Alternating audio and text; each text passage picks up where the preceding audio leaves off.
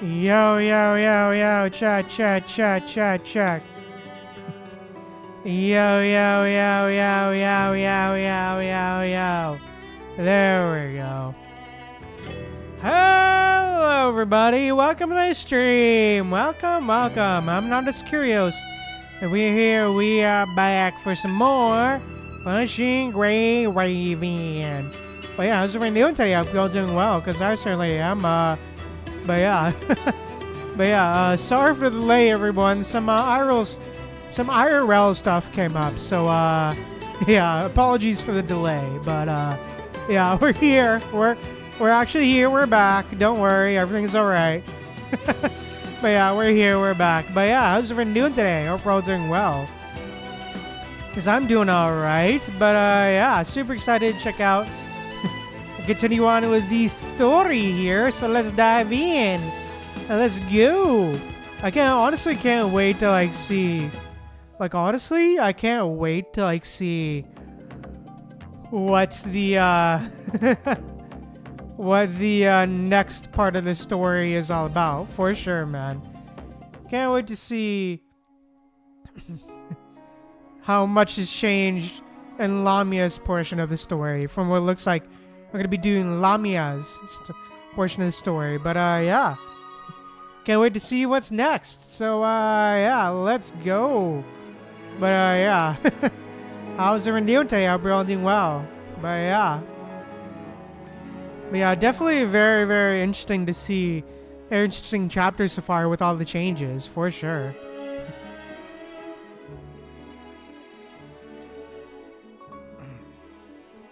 But yeah, I think with that said, let's dive in. Without further lollygagging, let's dive in to the story. Let's go. Oh wait, no. Wait, hold up. Did I bookmark anything? Living fire? No, I did not. No. Wait, did I? Don't think I did. Anyways, yeah. Wait, did I? 1 second. Did I bookmark? Was I somewhere? Or did we end that node already? Let me see, actually. Give me a minute. Let me check, actually. Sorry, it's been a minute. Sorry, it's been a minute. Been a hot minute, you know?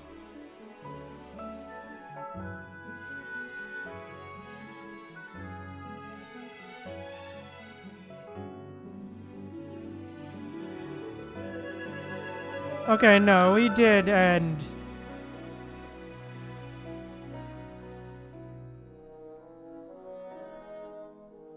Okay, I know we did end that node. Okay, cool. Good to know. Alright, yeah. Never mind. Anyways, ignore what I just said. Ignore what I just said. I was confused. I was tripping. Anyways. Well, yeah, but anyways, yeah, I think with that said, let's dive in with a story node. Seawater hangs suspended in the sky. Oh, fun. Alright. Seawater hangs suspended in the sky. Okay, what? Okay. April 1st, April Fool's Day, yeah. Fate decided to crack a cool joke, depriving the hero of all lights. Okay. Who am I? In the chaotic mind, only the roar of a crash-landing transport remains. The strange smell of a leaking machine oil fills human nostrils. Oh, fun. Who am I? The pitch-black void echoes like a reverberating wall, with the human voice resonating unchanged through the emptiness. Okay, what? Where are we? In the memory, the transport is attacked and crashed. With this place, where is this? Oh, fun. Where am I? Your own voice sounds as if it's coming from beneath the water, muffled and hopeless. Alright.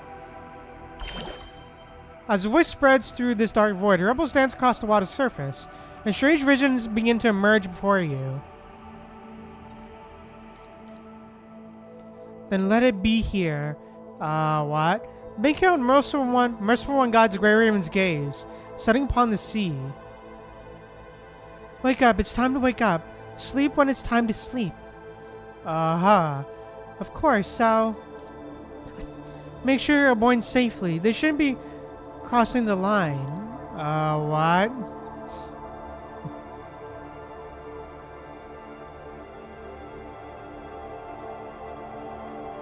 Okay. Accompanied by a mournful, lingering cry, like a whale song. Everything before her eyes gradually comes into focus. The bottom of the sea.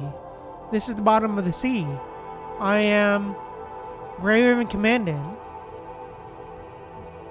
I am the Grey Raven Commandant. Your gaze moves from top to bottom, observing from a higher form this enormous whale-shaped coffin and live struggle within its embrace. Oh, fun.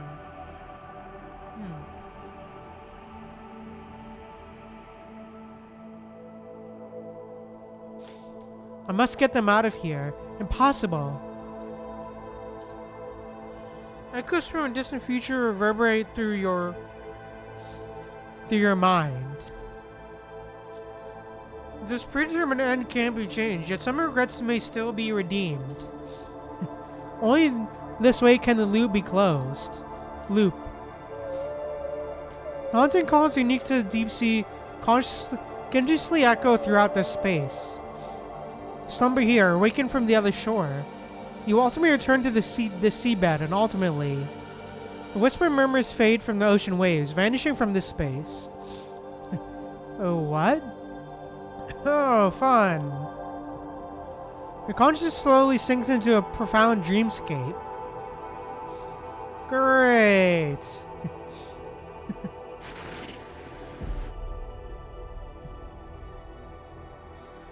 Crimson soil envelops the roots of the tree of life, where red tide projections wail and laugh, acting out their ordinary yet sorrowful lives. Oh, great.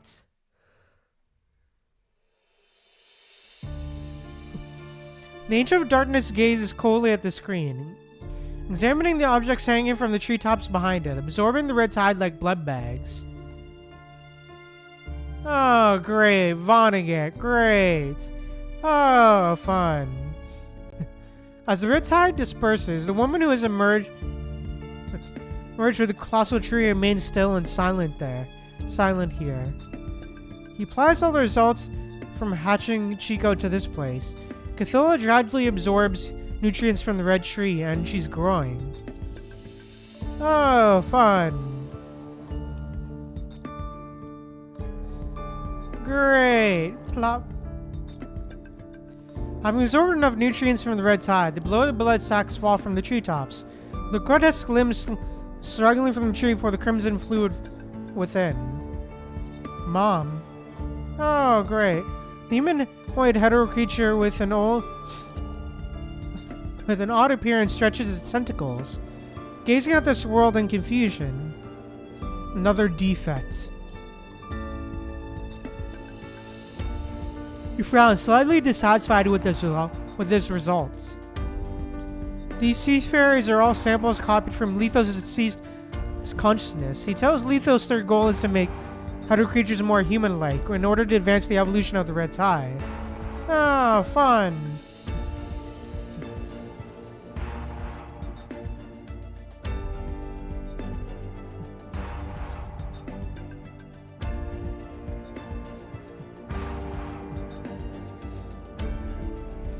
But only the agent himself knows that his purpose extends far beyond that.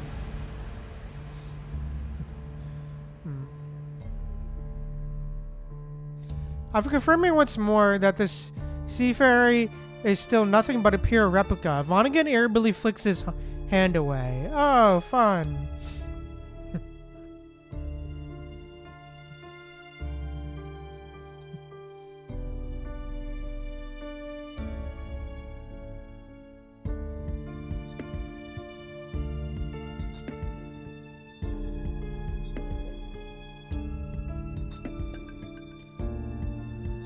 The door at the end of the corridor emits a soft crackling sound. Mister? The purple-haired descendant on the other end of the communication seems to notice the angel's poor mood and hesitates momentarily.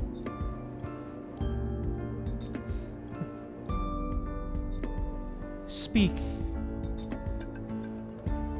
I'm getting word that Kagawa Kurono's dead, taken out by his adopted daughter, the girl known as Alyssa. Hey.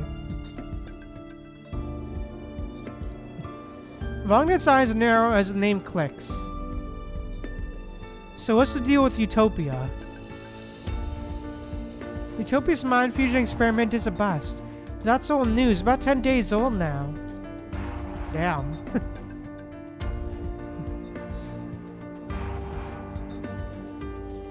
Babylon is hunting down Utopia's last ships everywhere. They're probably seizing all the data info as we speak. It's okay. Utopia is just a fallback anyway. What about armor? Utopia's only successful test subject. Also snagged by Alyssa. Okay. He's keen on the armor, but this girl, Alyssa, has already grabbed Babylon's attention. Trying to get her back now would just stir up her hornet's nest. Yeah, alright.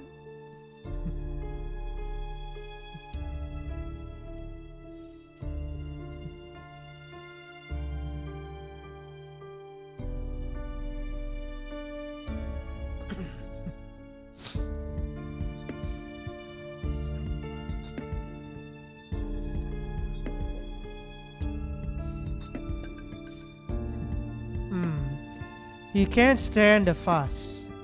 Hey, alright.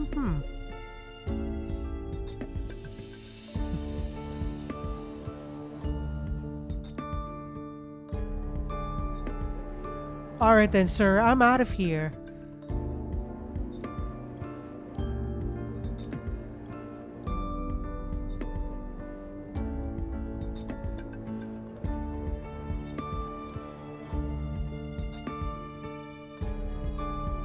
Is Graven Commandant settled in? That one dumped in.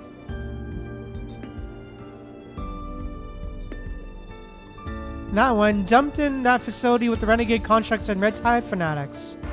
Damn, alright.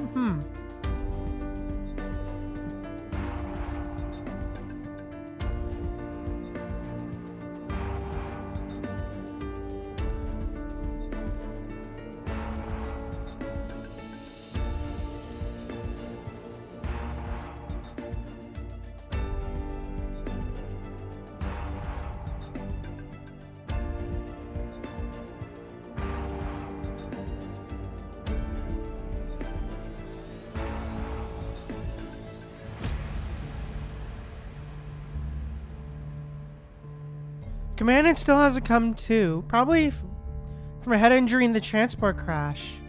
Oh, fun. Great, we're dealing with this plot again. Great. Yes, keep a tight leash on the Commandant. Fill me in immediately on anything that happens. I'll let them know, sir. Lethos waits a beat, and after making sure Vonnegut has nothing else, quietly cuts the connection. Cathilla.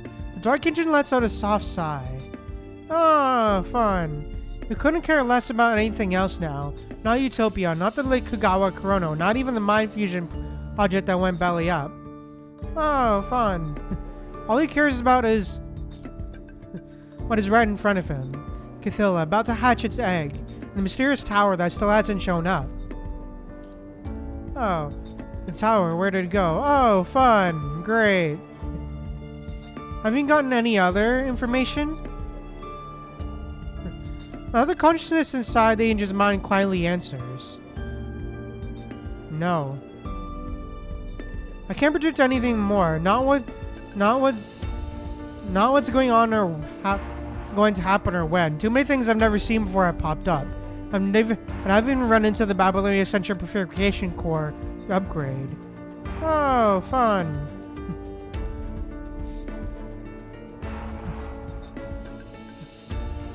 Oh, great. The same detect for Babylonian Central Purification Photocore upgrade. Part of it feels familiar, but I can't say for sure if it really comes from the future where I existed. Where I existed. Sorry, I've never been very good at this. Nema's tone is gentle. I thought along these lines before too. The tall man mumbles to himself like a child, with a strange sense of humor. Oh, fun. I once wondered if someone in the future did something to cause all these changes. But the tower never got close, so can't prove that theory, and besides, who else could pull all of this off? Oh, fun. Could it be Dominic from the fog? It's not out of the question, but as you said, everything hinges on the tower. I've checked, and the rifts in the bridge I've sealed up. As long as the tower stops growing, we have no way to verify any of this.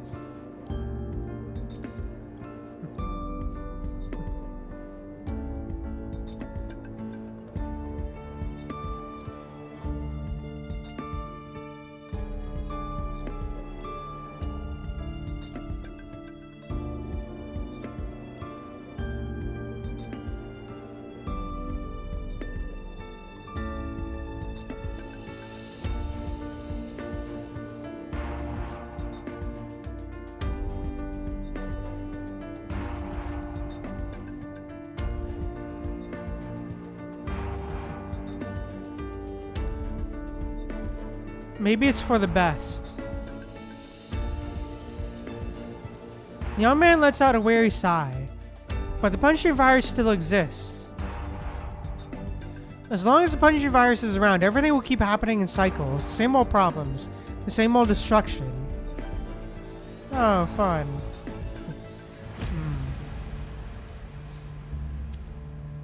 The agent falls silent for a moment, mulling over a solution. Okay, that ain't great. Ever since he stopped the tower, noticed the tower stopped growing, he lost his way of sending messages through the header tower. Get wrecked. Because the tower never came close as promised, he missed out on too much information. With only his notes and terminal from countless dashes through time, his understanding of the future stretches no further than the present moment. Oh, fun. Vonnegut's cheat code expired, and his prophetic foresight ends now. The agent shows a rare moment of hesitation. He quickly squashes it. In his place comes a more determined gaze, and even a more focused analysis. The cradle of Deep Blue is steadily breathing the key, but if the tower is gone, how can the key even be used? Dominic over this world vanished at Reactor 1 of the 0-point energy burst? He mutters without thinking. Professor Trout?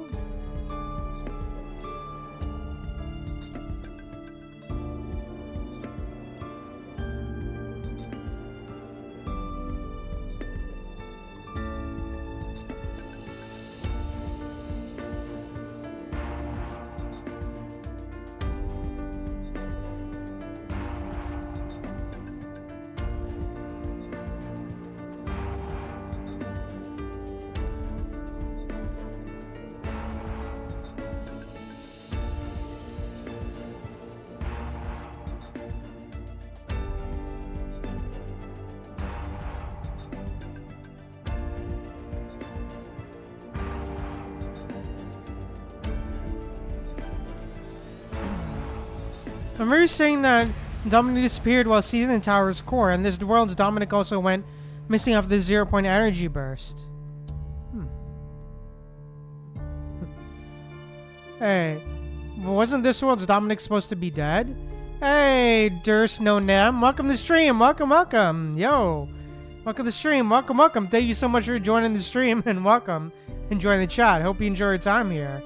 But yeah, thank you so much. As you can see, we're currently playing some PGR, reading some story. But more specifically, chapter 36. But yeah, thank you so much for joining the stream. Really appreciate it. Thank you so much for joining the chat.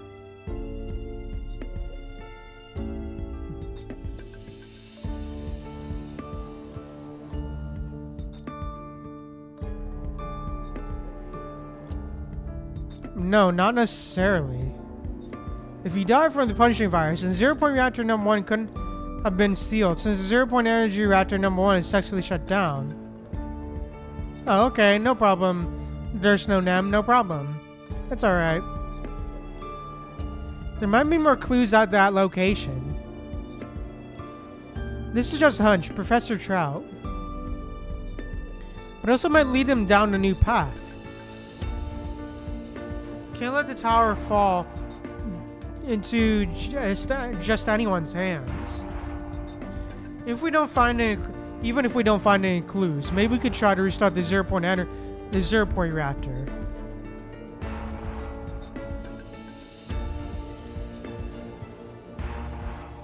Since the punching virus showed up because of 0-point energy, maybe when we reactivate the 0-point reactor, the tower will also respond. Hey, welcome. Hey, there's no number. Welcome to the YouTube chat. Yeah, welcome. Welcome back. The young man, hidden deep within his consciousness, just thinks silently for a long time.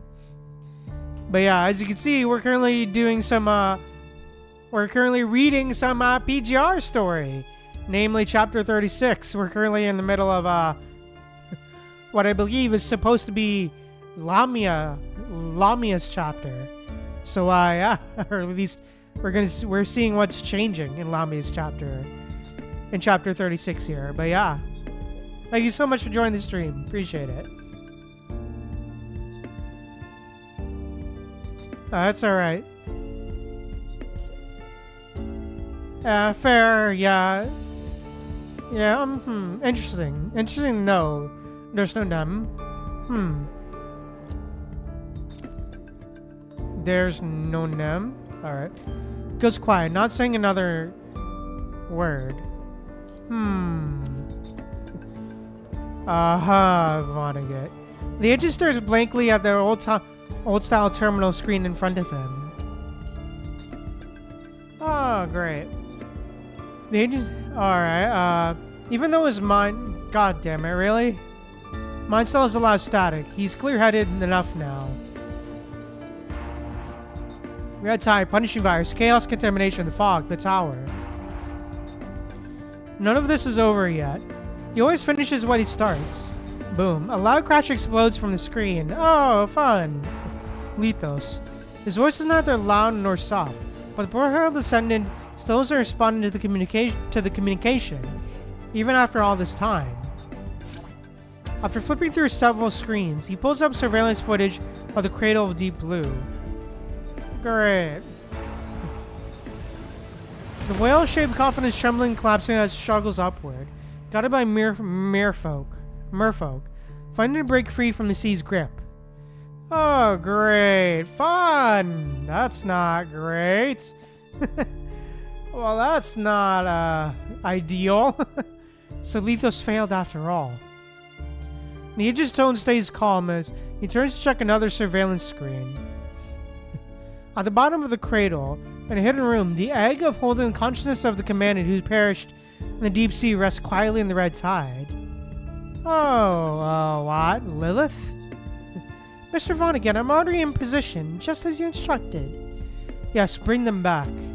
Of course, as you command. Before Lilith can say anything more, Vonnegut cuts off the communication. This key this time, could it be the perfect one? He stares at the unhatched egg at the bottom of the cradle, muttering to himself. Oh, fun. A vague, unceasing noise fills the space. The lost hero, the human, Noctis, the Grey Raven Commandant, is reliving everything that happened in the deep sea within a narrow dreamscape. How many times have these events been relived? Deep sea's dim light, the suffocating walls, the parting last words. Oh, fun. It's like a lone traveler who knows the abyss lies ahead, but stubbornly presses forward, never looking back, charging resolutely toward the next death. The loop.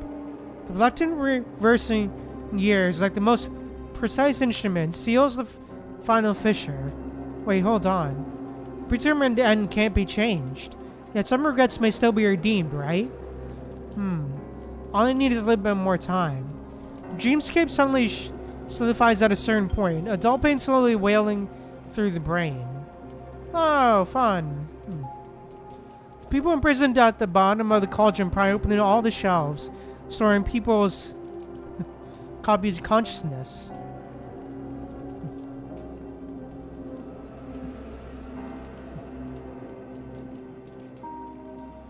If you can't make it back, bring a message to Valeria for me. Oh, no, not Short Halt, bro.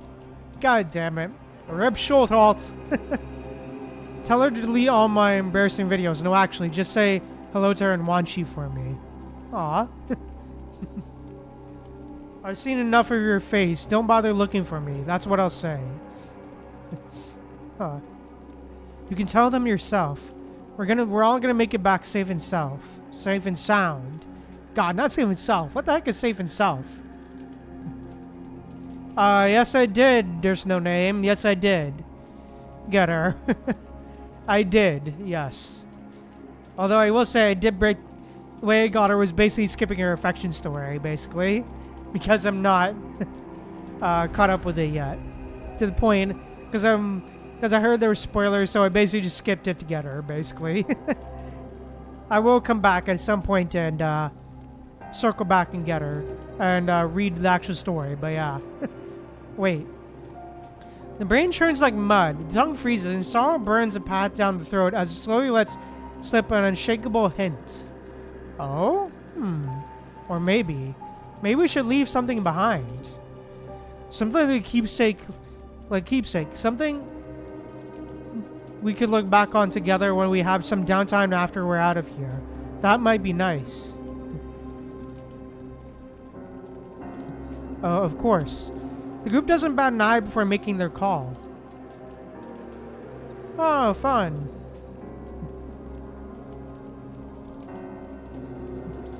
The year slams shut with a thunderous finality. Drifting in a dreamscape drenched in tears and sorrow.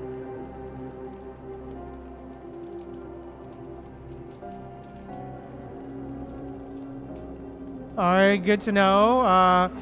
Yeah, good to know. There's no name. Them. Time spent. Sheer sorrow. Time spent through countless cycles of reincarnation. Oh, fun. Oh, great. April 16th. It's been 16 days since you vanished. The human wakes up naked in an old, filthy underground lab. Yeah, true. For real. There's no name.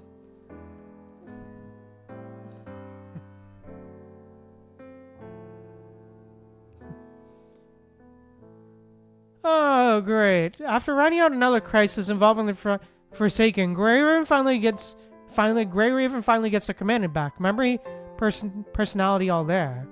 Aside for a few minor scrapes here and there, a gap in memory from April 1st to April 16th, the command seems perfectly normal. Ooh, the music, aw.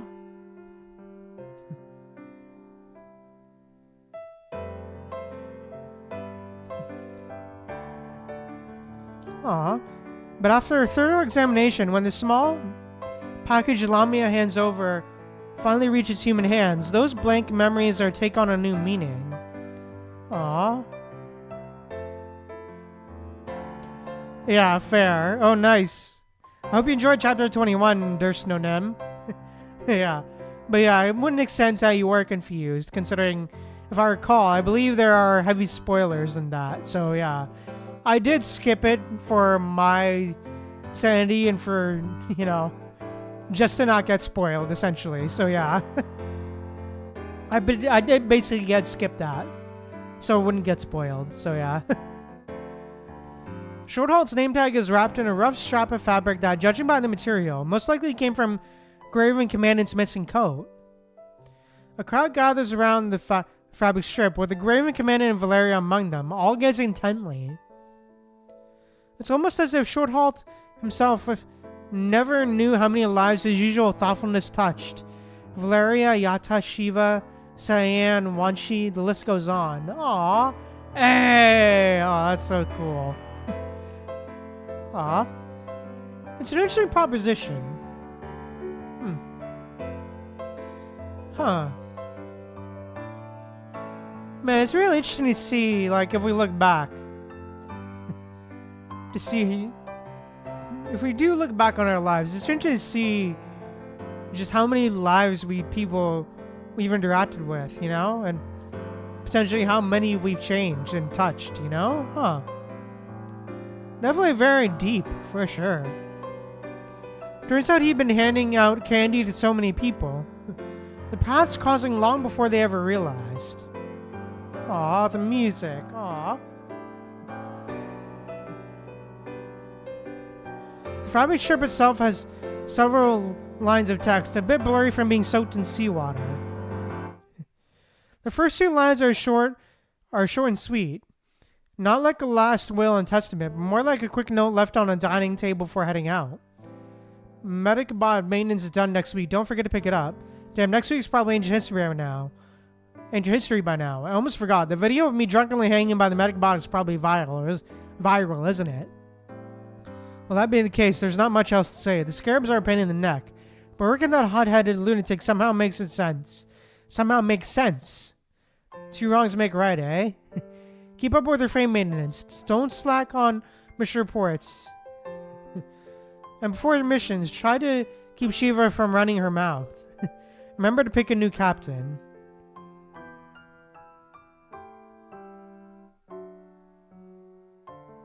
Yeah.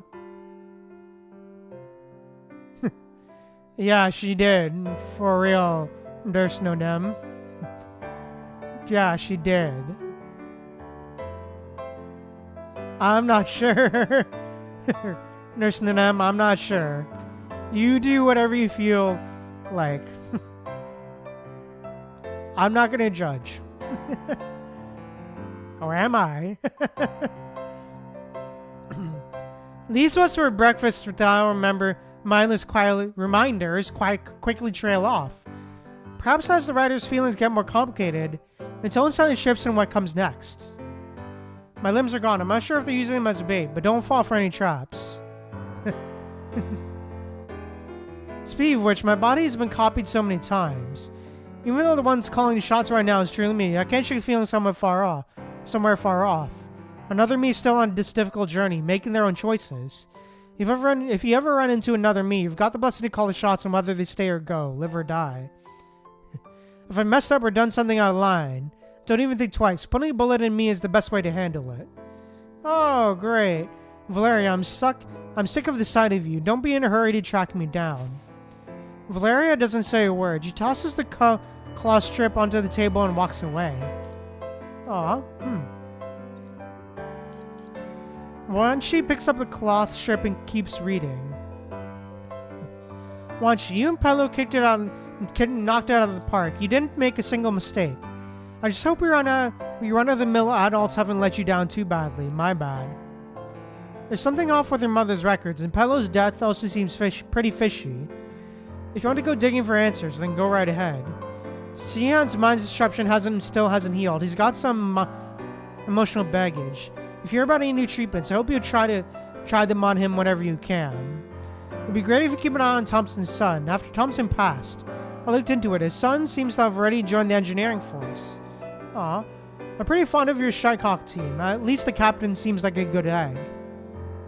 And the Dark Quiet one is pretty cool too. Stick with Conway and make the most of your time with Shycock. Aw. Aw. Aw. That's nice. The Graven Commandant is also top notch.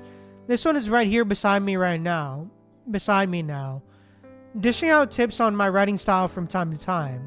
If you get the chance down the road, they're definitely worth getting to know better. They're just too many old friends worth saying goodbye to. And I can't get to each one individually. So I brought up with the few who really need the most looking after. Finally, also, a bunch of lines are just haphazardly scribbled out with messy black marks. I'll stop there, so don't ramble like an old mother hen. Aw. And who knows, maybe the Graven Commandant's right, and we'll actually make it out of here. In that case, I'm definitely not letting you see this message. Short halt. Aw. Aw. That was a beautiful farewell letter, man. Aw. What a beautiful farewell letter.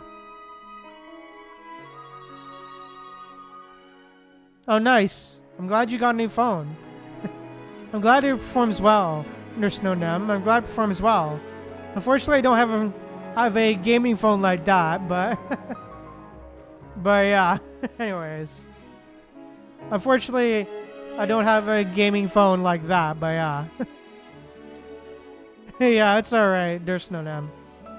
It's alright. But yeah, unfortunately I don't have a phone like that, but I'm alright with my current phone right now. I'm still alright with my current iPhone, so I'm good.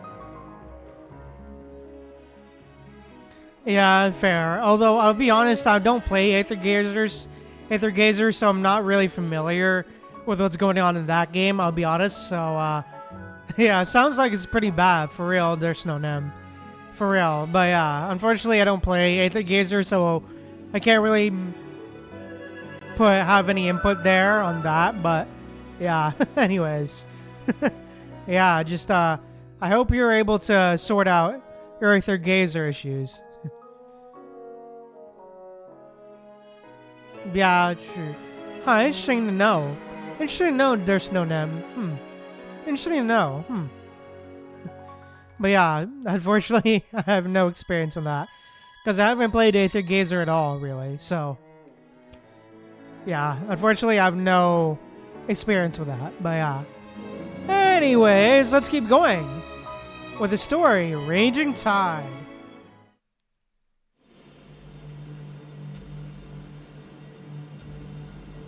You're caught in a deep dream. Oh? Oh, great. In this dream, you're running nonstop, as if you're fleeing something and chasing something else all at once. Oh, fun. Great. Oh, great. Fun. Oh, fun. That's not great.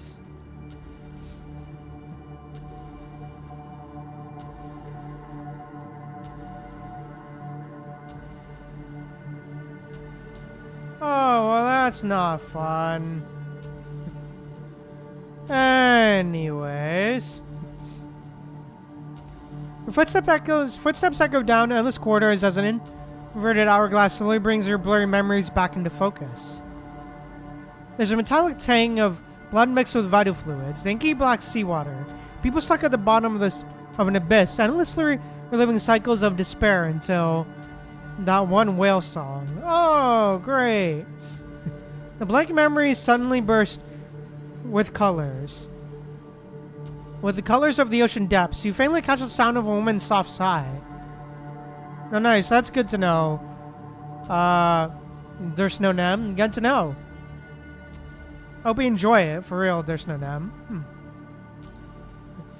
Cold sweat has unexpectedly drenched your forehead as the thunderous roar of the transport aircraft pulls you awake from your deep sleep. Oh, great. Interesting. Alright. The strange fantastical memories are like bubbles decorating the night sky. Once you're awake, they gradually disappear. Interesting. Commander, we're almost back at Babylonia. Okay. Are you alright, Commander? Noticing your discomfort, the ever-vigilant team members immediately gather around you. Vital signs are normal. Could there be a glitch with your mind beacon? Or perhaps the environment. Is there something off with this transport aircraft? Lee stands up, eagle-eyed, checking the instrument readings on the transport aircraft.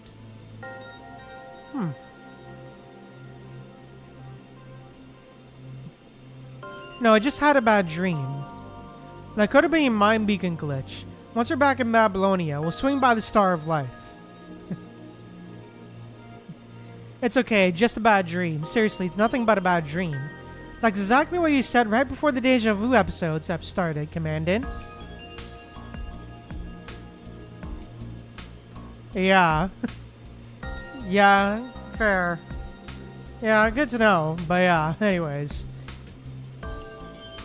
Yeah. It's alright, yeah. I'm not sure. I'll be honest, I don't really keep up to date with all that stuff, I'll be honest. There's no name. Lucia gives you a disapproving look. I've already booked an appointment at the Star of Life Medical Center. We can head straight there as soon as we disembark from the transport. Oh, fun. Alright, fine. Alright, I'll head to Star of Life. Even though I'm sure they wouldn't find a thing.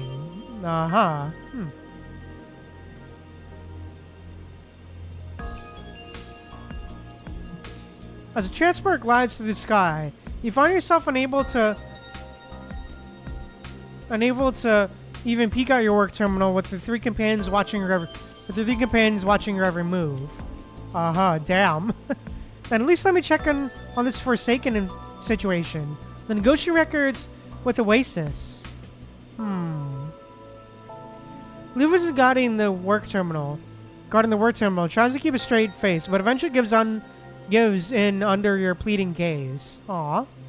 Fine, but you're not allowed to work for too long. Got it? Aw, Liv.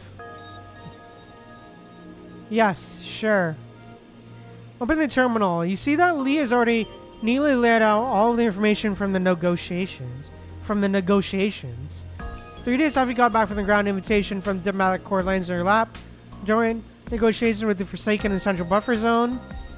These talks wrap up successfully, no surprises there. With Watanabe holding launch codes for 7,295 missiles orbiting above, Babylonia simply can't afford to keep fighting them. Facing that kind of firepower is a death wish.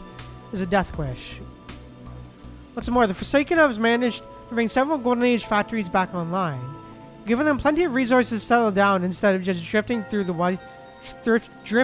wasteland. Damn, alright. Now formerly recognized as Oasis, the Forsaken cut trade deals with Babylonia. Alright, damn. Babylonia agrees to help Oasis upgrade the cores of the purification filters in their territory. In return, Oasis supplies Babylonia with resources it can't produce itself.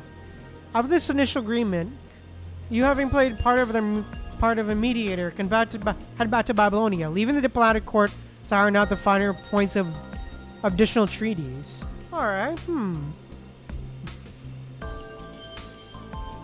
However,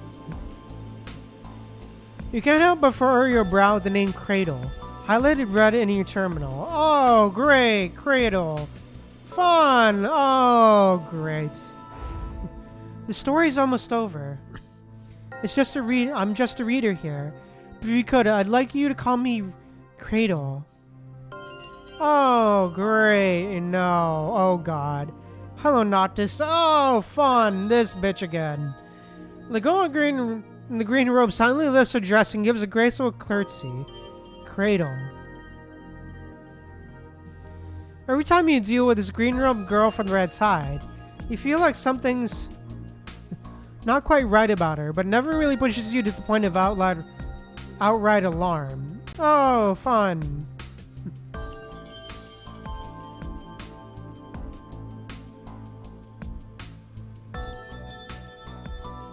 I mean, it should. I'm here to pick up what's been thrown away. Are you control of the dead zone? Control isn't the right word for it. But please forgive me, I just don't have the words to accurately describe my connection to this land yet. A connection to this land? Could a very existence be tied to that tower that still hasn't come down? There's no way to tell. You firmly circle the name Cradle in red, then shift your gaze to another message that's been sitting in your inbox.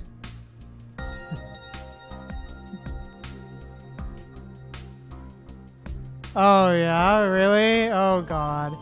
Oh no, that's not... Oh god, really? Nurse No Nem? God, wow. Yeah, Jesus, what? That's crazy, Nurse No Nem. That's crazy, man. Really? Anyways, wow. Anyways.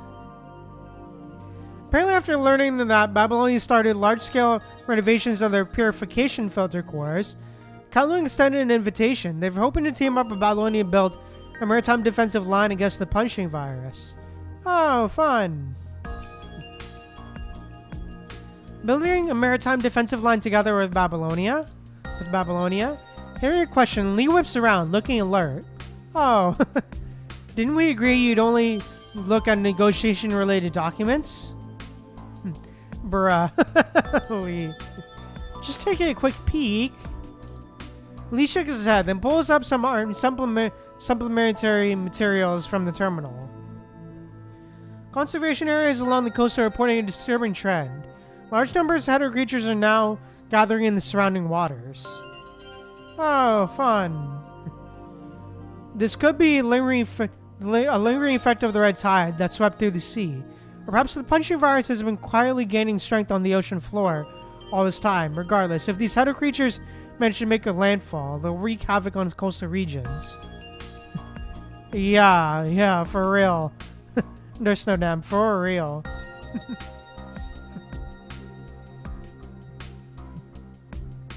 Aw.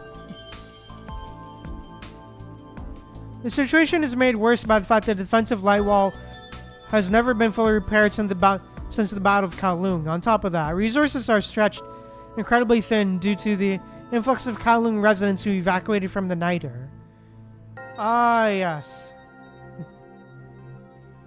Given that Babylonia's souped-up purification filters, cores are good to go. It makes total sense that they see this chance last for hand. Sifting through your terminal inbox, your eyes land on the word world government aid to Kowloon pretty quickly. Did Parliament pass their proposal? It was a close call, but the proposal scraped by with a 67.5% backing. Here's the kicker, though. The transport craft's roar dies down as it steadily descends. Asimov actually asked Gestalt to weigh in on the proposal during the meeting, and Gestalt's verdict was 100%. Yeah, that is... God, that's you and crazy. For real, For real, there's no nem. God damn. Okay. Oh, great.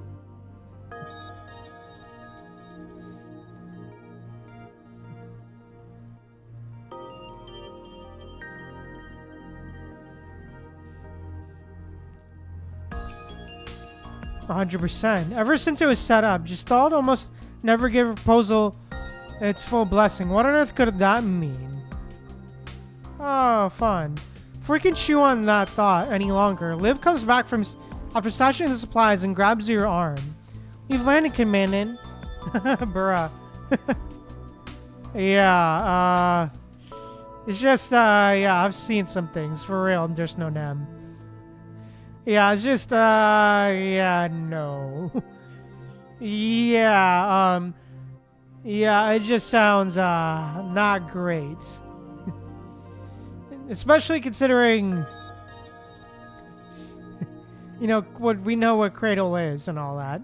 Especially ever since we see what happened, in future chapters, at least. Alongside the atrocities Cradle has committed, but yeah. Yeah, I've got the ride waiting. Let's head straight to the Star of Life. Without another word, the three of you usher you into the vehicle bound for the Star of Life. Accept the situation. I feel like your spoken resistance just melts away under the gaze of the three figures in front of you. This ride actually looks pretty sweet. Inside the terminal blares the latest news from Babylonia. Oh, fun.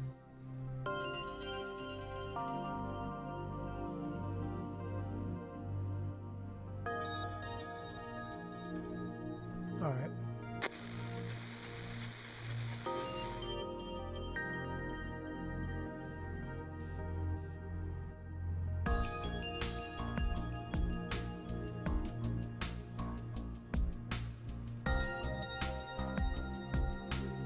Babylonia just struck a deal with Kowloon. The agreement has a series of clauses.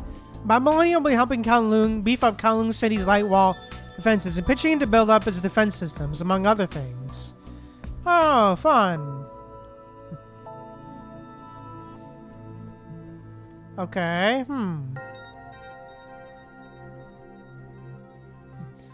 While the light wall defenses get their upgrade, Kowloon residents can move to nearby conservation areas under Babylonia's control. Oh, fun. Hey, alright, Kowloon City, built outside West 3rd Street, Haxa Bridgeport. Alright, Heads up, Kowloon City residents, listen up. Shattered glass and debris litter the ground, glinting in the harsh sunlight. Residents clearly bolted, accidentally breaking things in their scramble to get out. Oh, fun. Chaotic footprints lead from the courtyard right into the street. And it's not just here. The whole southern district of Bridgeport is completely deserted. Every single one. Every single home abandoned. Terminals fixed the street posts on courtyard walls, crackle with Pulau's announcements. Their broadcasts barely audible through the static. Oh, great. Just 3 hours ago, a massive wave of punishing creatures swarmed out of the sea, launching a brutal attack on the satellite districts surrounding the port. Good news on one front. We've ironed out an agreement with the world government of Babylonia. Every single Kowloon resident can now head to safe zones under Babylonia's wing for temporary shelter. Right now, the Pulau crew's neck deep in fight against these Hedor creatures. Meanwhile, the Chao Feng crew is teaming up with the other Kowloon crews still here to manage the boarding and evacuation efforts. The terminal just keeps blaring, but out here in the residential areas, it's dead quiet. The only sound is the crunch of shattered glass underfoot, reflecting the sun like cold, unblinking eyes. Oh, huh. Oh, fun. Heads up, Kowloon City residents. Listen up.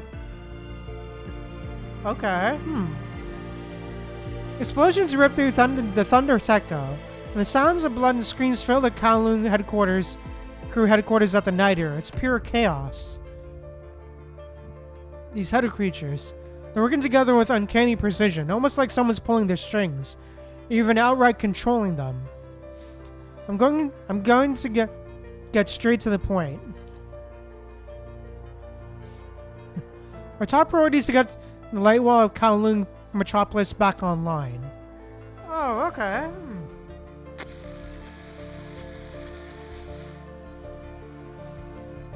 Attention residents of Kowloon City, please pay attention.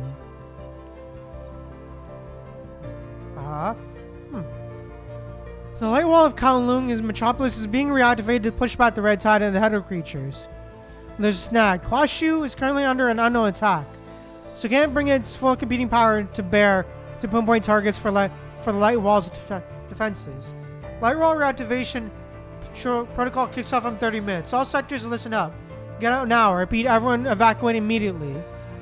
Industrial Center main control room is south Bridgeport, 10 minutes before the light wall reactivation. Kowloon crew headquarters. Crunch the numbers. Pulau crew's ground defenses are pulling back to North Port in less than 5 minutes. When they do, pushing the red tide will completely swallow this entire Southport industrial zone. The last transport just cleared out, taking all the movable supplies and a hefty 77.5 kilograms of cryogenic deuterium terranium fields with it. Fuel spears with it. Still, it left a tiny bit behind, 0.75 kilograms to be exact. 2047, pressurize the target chamber. Okay, Hey, alright, Ignition at 2550. Any objections? 14 workers stand in the stifling controlling room. Completely silent. A cigarette, an ember glowing red, makes its way around, hand to hand, until it's just a stub. Oh, fun. The green situation stabilizes. Light never comes on. Zhenshi flicks the dead cigarette butt away and gestures for the worker of the console to clear out. This isn't on you. He brushes the dust from his hands, grins, and hits the red button. Hey, alright. Nearby, the funnel-shaped reactor lets out an ear-splitting shriek. You got to protect the factory no matter what. You now have the green light to take out all the facilities by overloading the reactor and blowing up the industrial zone if you have to. Never let the corrupted and the Hedor creatures get their hands on it in one piece. Don't back down, I repeat. Do not back down. Hey, alright, let's go. When the light wall hits, will it hurt?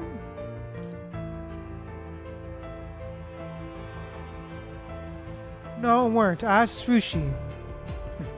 It's going to be a scorching hot. We won't feel a thing. Good, that's good. Aw. In the streets, the last remaining crowds huddled together, scrambling toward their last-ditch hope in the valley. Citizens of Kowloon City. The Lightwall planet has managed to slow down the hetero creatures on the red tide. But the hetero creature is still pushing forward. Any Kowloon residents who hasn't made it to a safe zone yet need to head to the underground ring right away. Oh, fun. Please take shelter inside Tabula Kasha right away. I repeat, shelter in Tabula Kasha immediately. Oh, fun. 1,000 meters physical layer of Tabula Kasha. Alright, From high up in the Tabula Kasha, Q, the ruler of Kowloon, looks down at the Kowloon citizens and shelters. And the shelter areas below. Huashu, what's the situation? Roughly 285 people still haven't evacuated. Everyone else has moved to the compartment underneath the Tabula Kasha. As in a ring. We have 16 minutes and 32 seconds until the hetero creatures break through the Tabula Kasha's physical layer. Firewall penetration is expected in 1 hour and 25 minutes. Get ready to open the central server room. Damn. Where is Duheng? Duheng is in the computer compartment under Tabula Kasha's inner ring. Alright. It was the last chess piece she has, and making sure it plays out just right. Warning, hetero creatures are bursting through the Tabula Kasha's physical layer from Dorm's lower northeast. Ah, fun. Is Babylonia behind this? Q stares northeast, watching endless waves of hetero creatures throw themselves against the dome. As the only variable in the whole chess game, the Grey Ring Commandant has to own the responsibility Q puts on their shoulders. The underground ancient city, once deserted, is now spattered with blood and gunpowder smoke. Deafening explosions boom from the northeast. As a warning, Tabula Kasha's fire protective barrier is breached. Oh, fun. So this is it. The dark green-haired woman's face is grim as her glaive suddenly appears in her hand. She pulls out all the stops to protect Kowloon and Tabula Kasha from the punching tide Huashu predicted. She won't stop at anything. Hey, alright. Like a peacock diving through the air, her glaive cuts a path.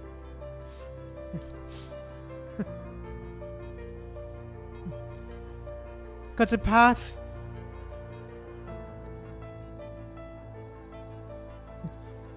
Her glaive carves a path of rigorous cold light as she strikes down the corrupted who'd broken through the Tabula Kasha's physical lair. Alright.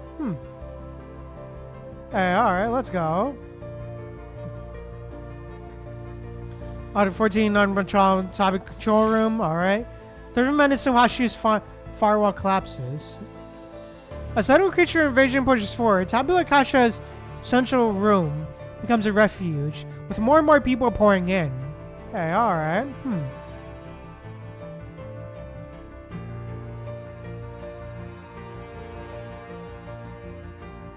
The air hangs heavy with the metal tang of vital fluid, and Kowloon residents are packed together, fear etched on their faces. Oh, fun. In a small pocket of space, amidst the terrified masses, Kowloon's ruler is locked in a fierce exchange with someone. Oh, this guy again. Great. Who's that? It's Yin, Q's older brother. He was banished from Kowloon by Q himself after trying to stir up a rebellion. He's probably trying to leverage this crisis to get back into Kowloon, but his timing couldn't be worse. Many former Nida residents in Kowloon are already fed up with Q, but at a time like this, a frown is creasing his brows. Chao Feng pushes through the crowd toward Q. Why would Q be clashing with him now? A strange image flickers in your mind, then it disappears. Only Q's voice cuts through the din of the crowd. I won't justify my actions.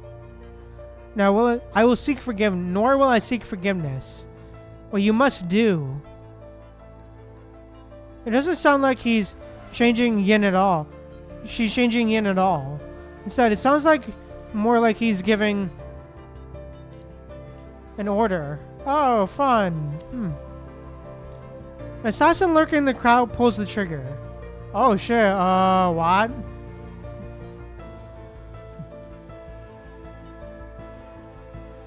No, it wasn't me. What's going on?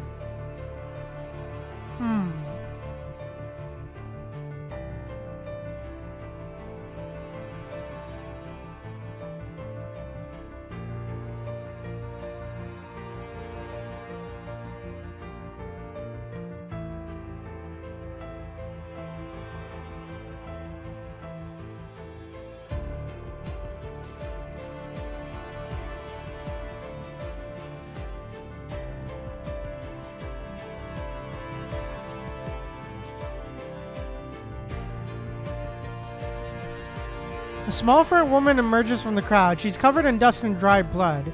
Her eyes full of exhaustion and pain. She looks like so many of the Kowloon people have made it through this hellish night, but right now, everyone's eyes are glued to the still smoking dark barrel of the gun in her hand. Oh shit, what? Oh, great. It's a military-grade anti-construct pistol from the world government, fitted with special 9.3mm bullets designed to incapacitate them. You can't get your hands on one without special order from either Parliament or the Purifying Force. Oh, fun. Some people just happen to have a connection for those special orders.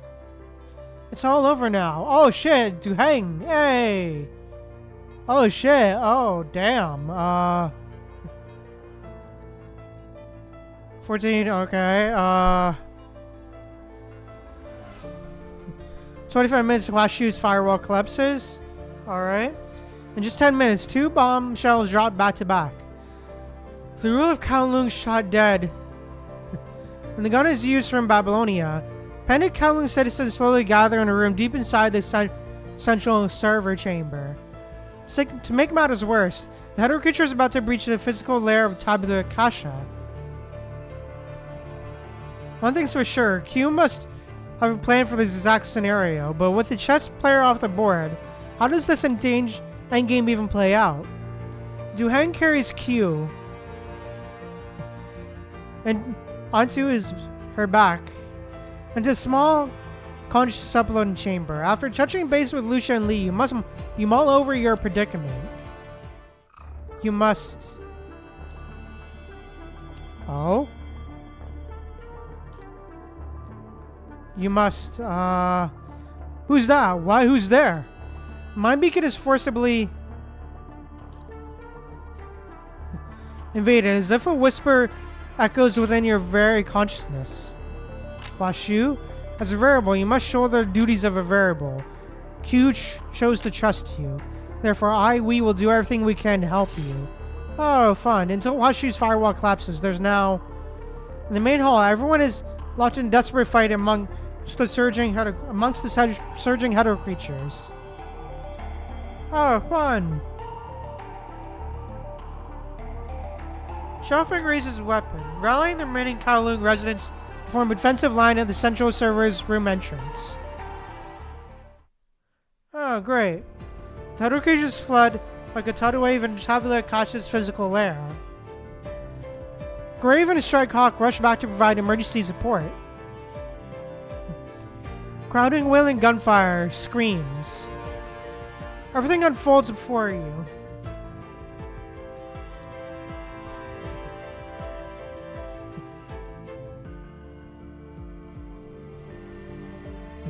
Like a scene on a repeat. Words materialize before your eyes and slowly fade, leaving behind whispers echoing in your mind. Oh, fun. We am just data, hovering between life and death. Our time is running out. Oh, fun. Washu Tabula Kasha's time is running out. Do what you must. Oh, damn. Alright, let's go, Chief. Hey, alright, let's go. Alright. Ooh, okay, interesting. Interesting that it took time to set up the Q chapter. Interesting. To really lay the foundation there, as opposed to just going straight into the changes. Very interesting there.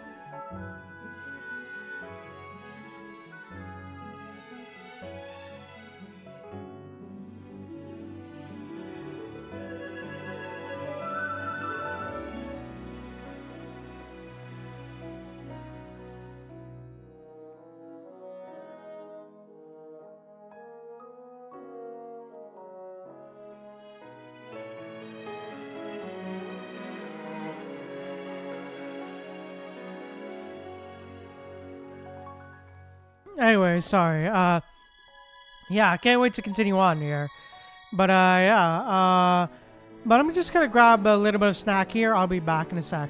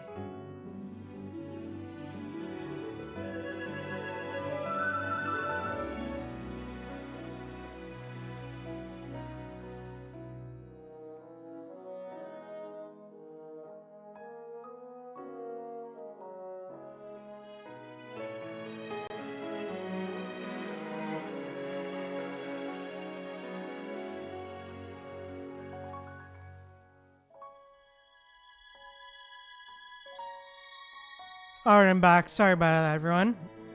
I just had a bit of a delay there, but yeah, I'm back with some raisins. But yeah, I came back with some raisins, so yeah, let's go. Shout out to some raisins. Raisins are always good, man. Always love me some raisins, for sure. Always love me some raisins. But yeah, anyways, let's keep going. Let's keep on going with the story. Tabula Akasha, let's go.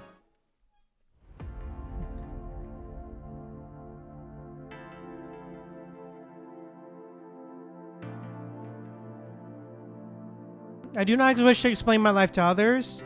Oh, wow. Oh, the music. Aw. Towering bookshelves stretch out from up into the clouds. Row upon row, while compact archives with rotating handles and massive iron cabinets crisscross, seemingly on the space and an intricate grid.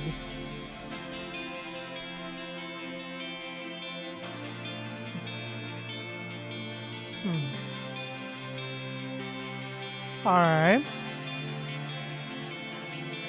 Oh there, thank you for using Tabula Akasha. I'm Hashu. I'm here to help you get your mind data uploaded. Oh shit, all my life I've stumbled upon too many secrets that can't be shared outside of these walls, and I've seen countless versions of history come and go. Oh, the music. I've seen the lies in history, like when Yazi purged all of Kowloon under the cloak of night. Under the cloak of night. I've caught conflicts throughout history, driving out blood relatives who scheme to snatch my power. Aww. I've laid the groundwork for my historical progress, launching space fleets with Kowloon's backing. Aww. When all of this is set aside, when Q's life story unfolds across the tapestry of history. Alright. How will others pick apart my life? Rows of bookshelves interlock and fold like mortise and tendon joints, fanning out in boundless ocean that belongs to Q. The library shifts like rippling shadows. For a moment in time, countless versions of Q crisscrosses the sea of memory, weaving the life of Q's ruler, of Kowloon's ruler. Alright. Every thread of his story is softly intertwined and faithfully recorded within Tabula Akasha. Hey. How am I supposed to explain my life to anyone? Inside Tabula Akasha, or outside it makes no difference. The usurper is vile, defiling my lands. It broke into Tabula Akasha without permission, tampered with time, and twisted the meaning of war. It showed me endless visions of the past and future, trying to crush my will and steal my crown. But I never gave in. Let's go. I must keep on fighting because I'm the only one who can serve as the price Kowloon must pay for its future. The final divergence point of this ideal confidence simulation is your death. This unit cannot confirm the influence of uncontrollable variables. Time slips by, dew turns to frost.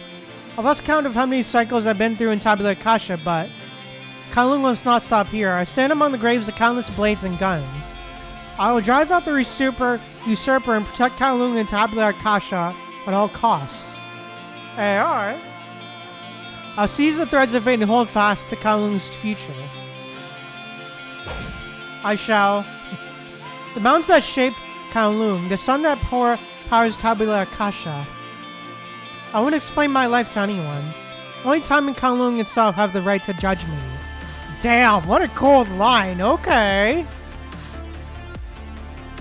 That's a cold line. Okay, damn. 33 minutes to reset Hashu. Once Hashu is reset, it will expose all of Tabula Akasha's data to the punching virus. Even with Asimov, Villier, and Xavier rebuilding the code together, There's only 50% chance of taking Washu back from Schultz. Babylonia's task force has landed with the domain node. Hey, Teddy, stop them! If we can't stop them, at least block them outside for now. What's wrong? The troops that arrive later, they're already setting up domain nodes. Tell them to take those damn domain nodes and get out of the city. A weary figure appears outside the tent, carrying someone on her back, with a weakly wounded Palau by her side. I'll say it again, tell them to get out of the city. If Babylonia decides to deploy the largest arsenal against Kowloon, I will take down every person in Babylonia, single person in Babylonia. Q? You said it. I'll take responsibility. The ruler of Kowloon returns to her throne. Damn, alright, let's go. Alright, let's go. Ooh, gameplay time, let's go.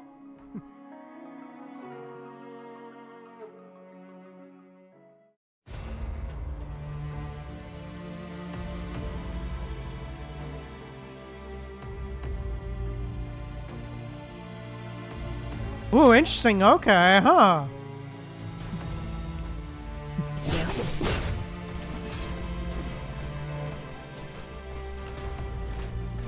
God damn it, really?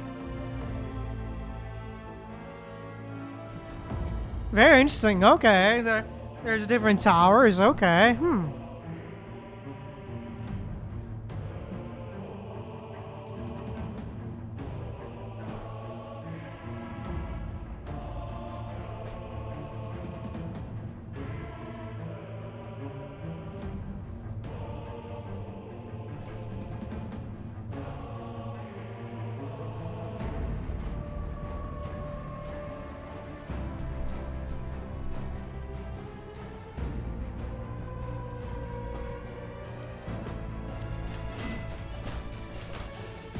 Alright, sorry. One sec. Controller doesn't seem to want to connect, so 1 second.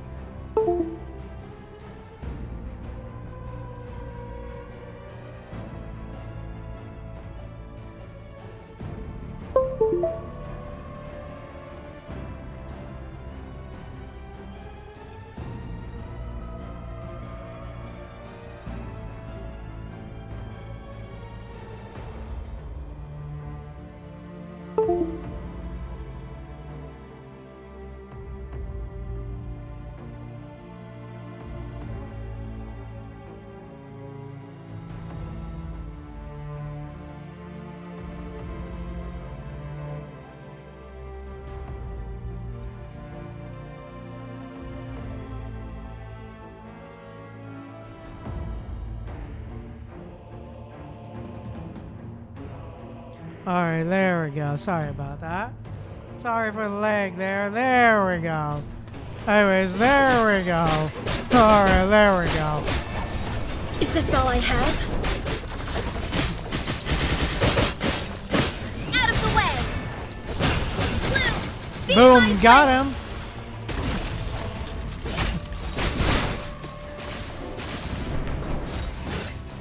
Oh shit, oh damn, okay,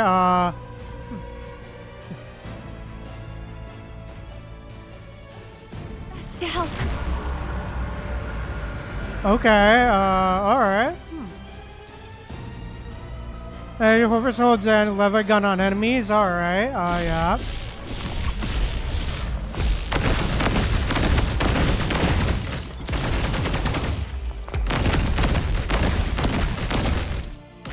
I'll protect everyone. I'll do my best. Not perish.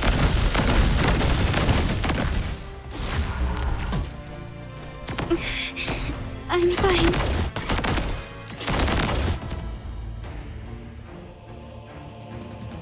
Alright, come on.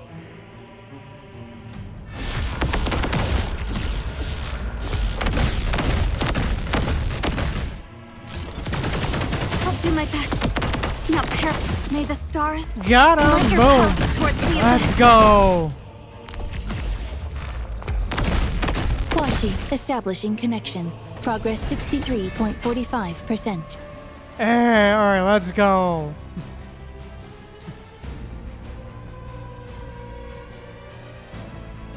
Alright, let's go. Time to do the assault. Let's go. Boss battle time. Hey, alright, let's go. Partial module restoration complete. Computing power units received. Activating support program. Engaging cooperative battle protocols. Let me help. Aw, Karenina. Hey. Oh, great. This thing, right. We will defy successful evolution. Your futile struggle is pitiful. Follow me into the frozen depths of eternity. In Great. an icy embrace, Got him. all lives shall fade. Their voices hush, in stillness laid. Yeah, rats, baby. This is your futile struggle is pitiful. Follow me into the frozen depths of eternity. Damn, get wrecked. All paths Easy, end as one. GG, easy. Together, Get we wrecked. shall witness Kowloon's future. Damn, that was fast. A girl in a green cloak stands on top of a mountain not far from Kowloon City. Oh, fun. The creature nestles obediently at her feet, while the girl gazes out at the fires and gunfire still raging across Kowloon City.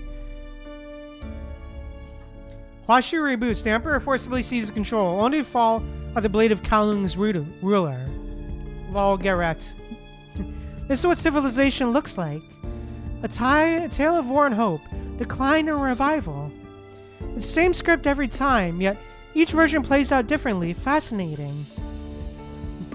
Defeat is imminent. Babylonian support force brings an improved central purification filter core. With help from Asimov, Xavier, and Villiers, it's quickly brought online for emergency use. It doesn't match the power of the full-fledged central purification filter, but it's enough to push back the Red Tide and clear hetero creatures from Kowloon City. So why did it agree to that Emperor's proposal for that moment? Oh, fun. Cradle lowers her head and gently strokes the hetero creature at her feet. Okay. Her voice is still soft, but the creature flinches in fear, too frightened to move. Cradle longed for the deep cultural roots of Kowloon. Knowledge stored within Tabula Kasha was like forbidden fruit from Eden, luring her to reach for it. But even someone with no grasp of tactics could see that this isn't the right time. The Red Tide hadn't reached full strength. Obituaries flowing out from the dead zone alone aren't enough for the hetero creatures to go head-to-head with humans. And when Schultz proposed a partnership, Cradle accepted without hesitation, as if it was only natural. So natural, in fact, that both sides found it strangely unsettling. Was it because the Emperor's code managed to infiltrate the Red Tide? Gretel's hand comes to a stop, and the hydro creature at her feet lets out a low involuntary whimper. Oh, fun. Oh. Easy now. Don't be scared. Low murmur pulls Cradle from her thoughts. She lets out a quiet, mocking laugh, hands still moving as she gently soothes the cowering hydro creature at her feet, all the while pushing aside the absurd theory forming in her mind. They aren't from the same civilization. Schultz shouldn't be able to control her with simple data the way he did with Huashu. She lifts her head again, eyes passing over war-torn Kowloon City and narrowing as she looks towards something farther away. A bigger story, one that spans the whole world? Oh, A writer called Created Cradle and their story, but who's to say this very moment isn't just a single line in someone else's script? Damn. Self-aware! Cradle still remembers where she came from. That is an unfinished novel you've been writing on and off over the years. A post-apocalyptic world, a calamity named The Sound of the Tide, lost wisdom of the ancients, a journey into the abyss. Pretentious wording and rambling nonsense were just the author's bad habits. No one but the author ever had the patience to finish reading it. She's born from that story. Oh, great. The Red Tide reshaped her body. The sound of the tide gave form to her will. She is Cradle, a being born of the Red Tide. Ah, yes. She will lead the Red Tide across this world. Her mission is to forge a civilization of its own.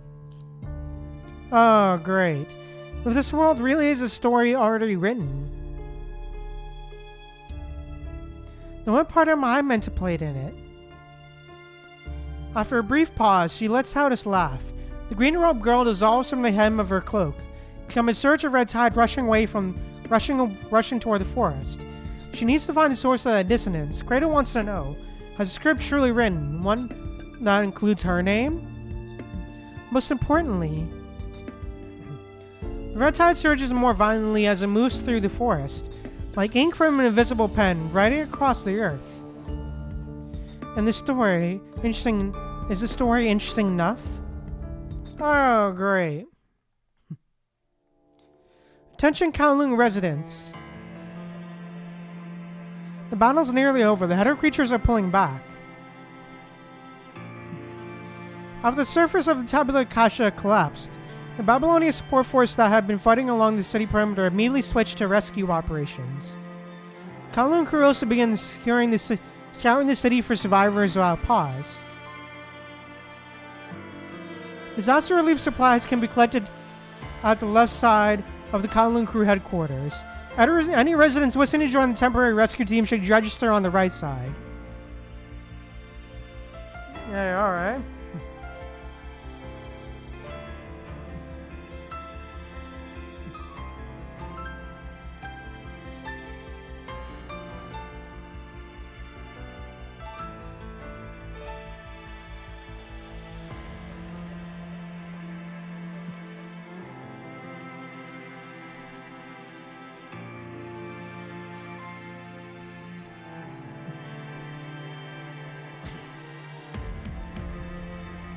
Under Kowloon's crew's command, the rescue unfolds in an orderly fashion.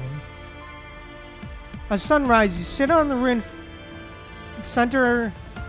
corner of the ruined factory, opening a terminal to record the mission log. Number 10, Kowloon. November 10, Kowloon. After the launcher plankton called Emperor eliminated, the creatures of Kowloon suddenly began to retreat.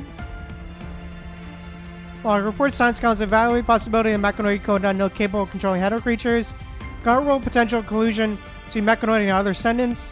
Remember Babylonian science counts have arrived as soon as Kowloon upgrading its defense light wall, and constructing new central purification filters in an area not covered by a current light wall. Remember Kowloon Fushi and Senukashu. And she turns to a new page. Her pen hovers, motionless as she stares at the blank sheet for a long moment before finally writing down a few key words to jog her memory. Okay.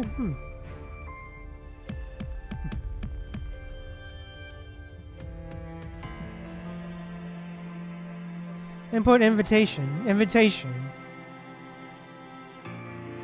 The familiar deja vu. Pieces fell together and scattered fragments deep within her mind. An invitation. Tiny storage card Q gave her now resting quietly in her palm.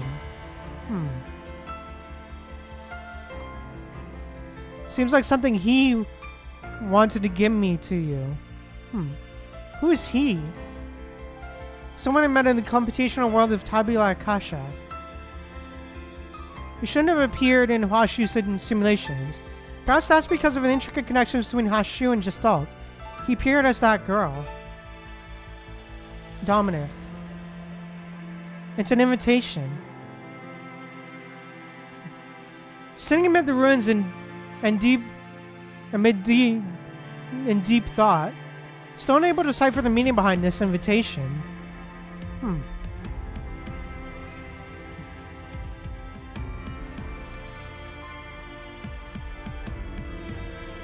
The deja vu has grown more and more elusive, evolving from fragments of words into scattered broken visions. Perhaps everything is moving toward the best possible future. Hey, alright. Stand up, put away terminal. Under the morning sun, the battered ruins of Kowloon begin to stir with new life. Hey, alright, nice.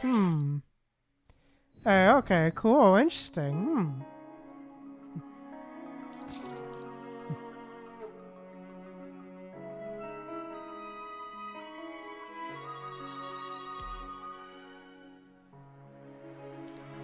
Alrighty.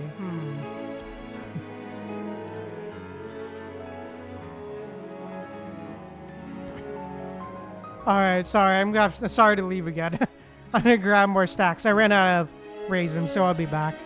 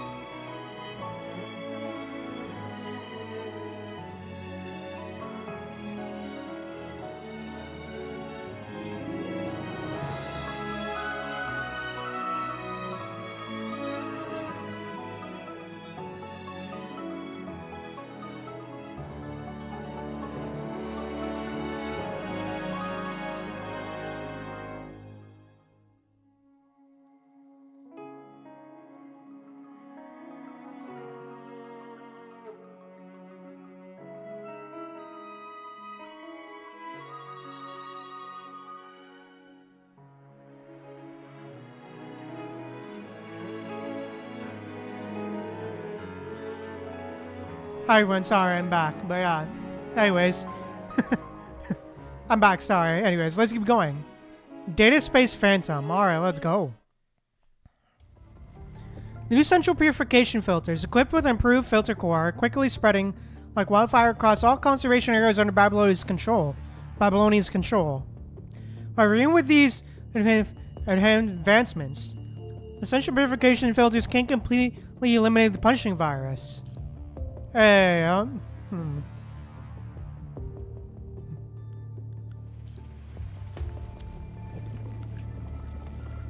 While the filters drive it away, the virus slowly reforms in areas outside of the safe zones. In places without the new filters, dead zones gradually emerge into vast regions, becoming breeding grounds for Red's hidden and more hetero creatures. These creatures are slowly evolving. Now, the people of Babylonia have no time to worry about these looming disasters. The elites have unanimously shifted their focus from the external threats to internal affairs, specifically fixating on information leaked from Gestalt. More precisely, I'm obsessed with a timestamp attached to that information. There's nothing in Gestalt that corresponds with this timestamp. Aw, Teddy. Hunched over the console, Teddy explains to the person beside them without looking back. Their hands never pausing as cascading data and complex command windows flash on the screen.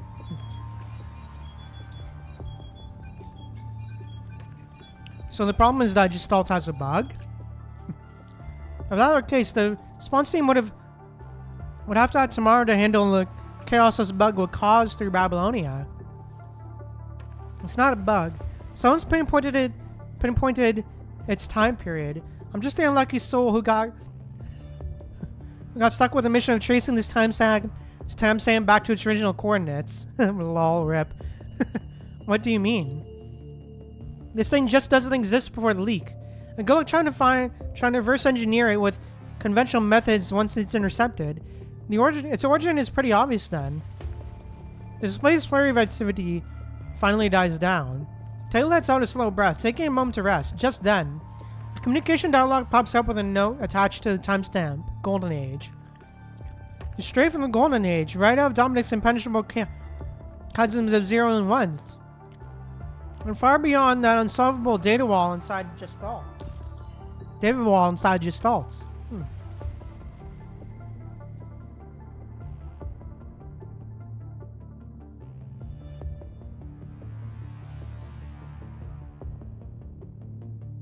Okay.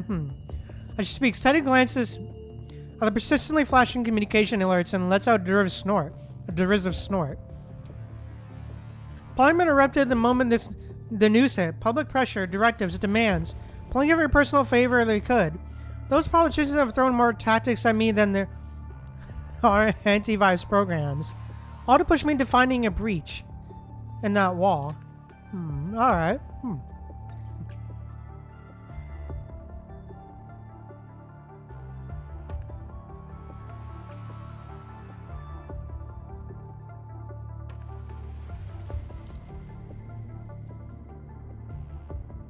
And then escorted their technicians inside. Memory surface of the scene witnessed when connected with Teddy. That bizarre space existing with Gestalt. The data stretching endlessly from the ground to sky.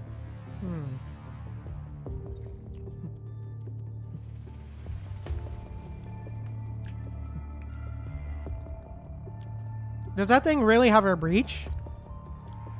And even if it does, would anyone even be able to get through? No, my professional assessment is no, but unfortunately nobody's going to listen to me. She shrugs, her eyes glued to the terminal screen in front of her. Those pencil pushers who just fresh over minutes always have some crazy idea about the past. They can't wait to make their glorious mark in the history books, writing this is the decision that turns the page on humanity's history, leading us into a new era. Yeah, great.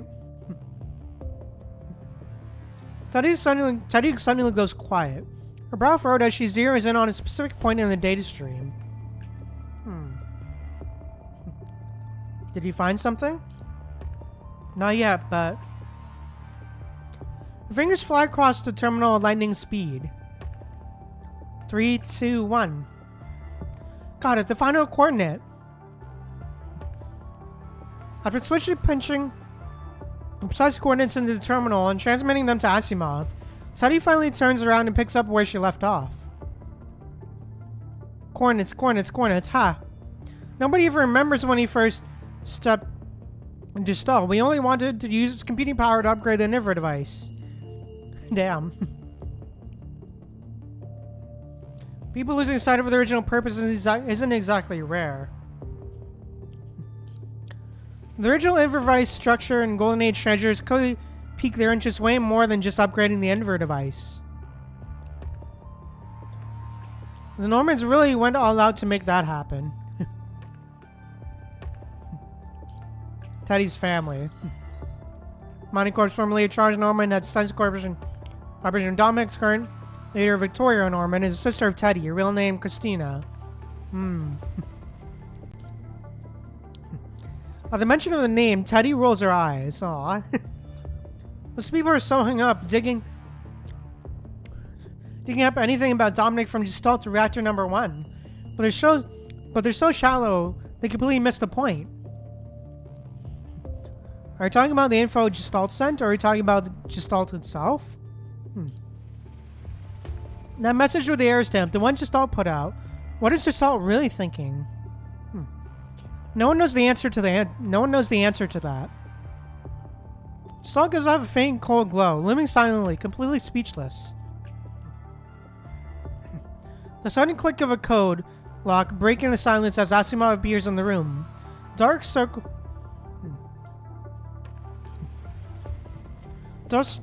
heavy under his eyes. Hey man.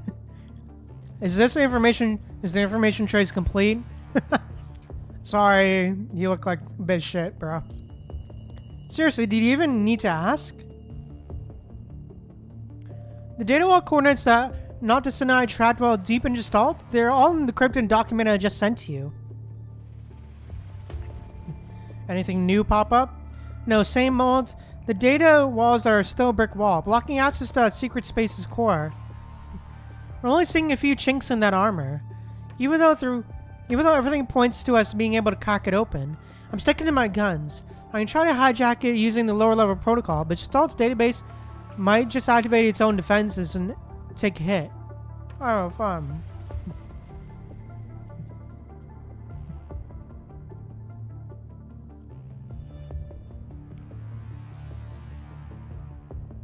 Right. The code for Gestalt's foundational database has been lost in the shuffle for ages, so there's no telling how much damage you're talking about, which means if we hijack Gestalt, we might snag the tech thereafter, but there's also a good chance we could blow Gestalt's entire foundational database to smithereens. Damn. Have they made a decision yet? A rare look of concern washes over Teddy's face. Since Gestalt can't control certain numbers, they're gearing up for a parliamentary vote on whether to open these data walls. Brainless idiots. The parliamentary vote won't be derailed because of few tech folks are against it. Oh, fun. Oh, politics. The Science Council scholars pushing to open the data wall reckon they can mimic the safety protocols from the inverter device experiments by setting up an isolation zone within Gestalt. The idea is to cordon off all operations to the zone. That way, if anything goes south, they can just jettison the zone and keep most of Gestalt's modules intact. Oh, fun.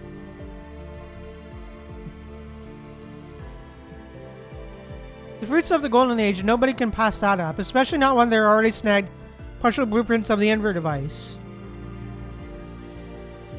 The writing's on the wall for this one. Commander Nicholas' proposal received 52.8% support, 35.1% opposition, and 12.1% abstentions. The proposal passes. Oh, fun. The Babylonians are buzzing with excitement, eagerly awaiting the grand unveiling of a technological marvel. To amp up public anticipation further, politicians have slated the data wall to open in just 2 days. Meanwhile, far from the celebratory hubbub, you and Teddy are holed up in the Science Council laboratory. You couldn't care less about the festivities. Your focus is on cracking open Dominic's mysterious invitation.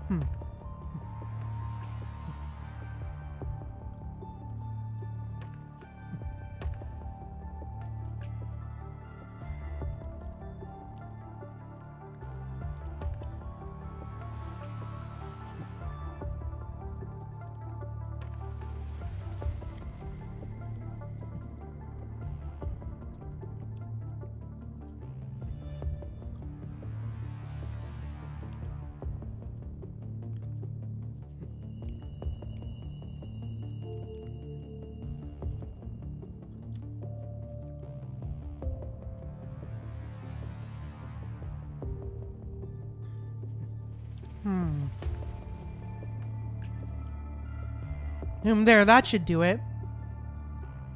So he gives the last 2 screws.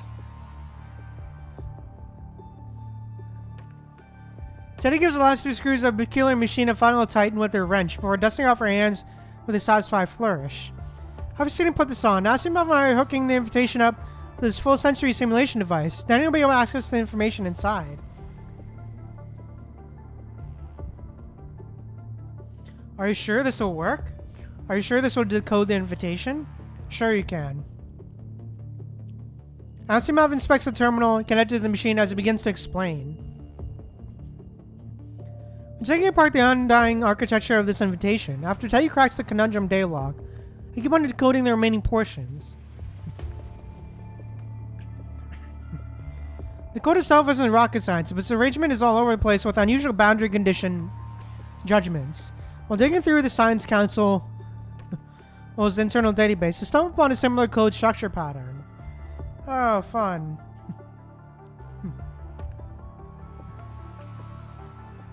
That's it, the full sensory simulation device.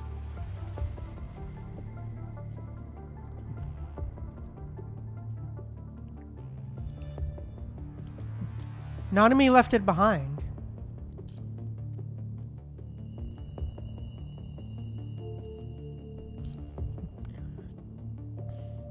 I'm looking at the code she wrote.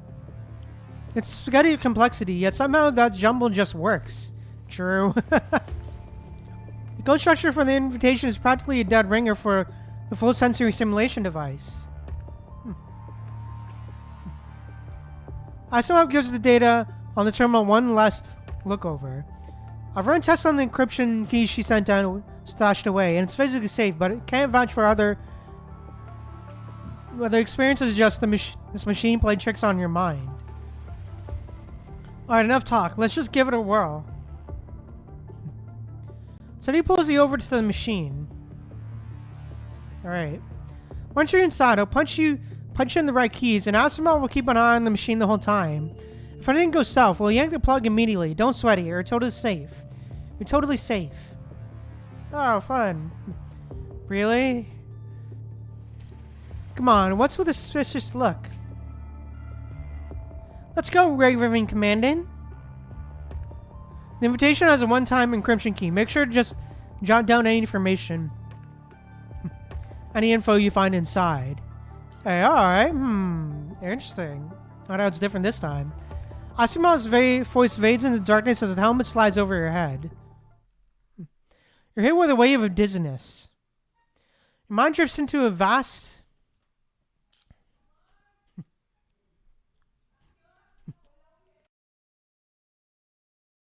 drifts into a vast empty expanse.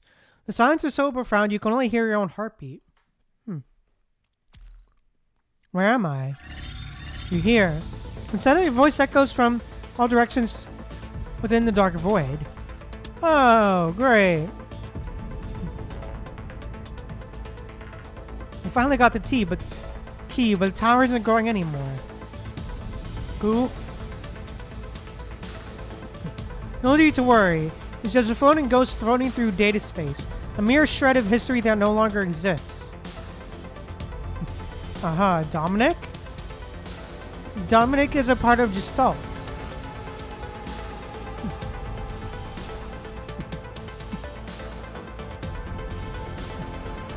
But I'm not hooked up to the Gestalt. Everything's connected. You're here because something's off. Picked up on an anomaly. An anomaly? You got the key, but the tower isn't growing anymore. Are you a time traveler? Did anything mess you up? Everything mess you up?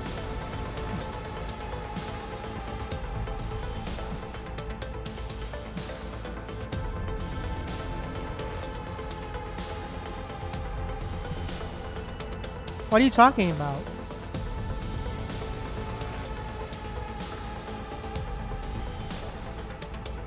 Dominic seems to raise his suspicions for a moment before speaking again. So you do know where the advanced team is? Advanced team? The phrase is like a firework in my mind, a quick burst before it's gone.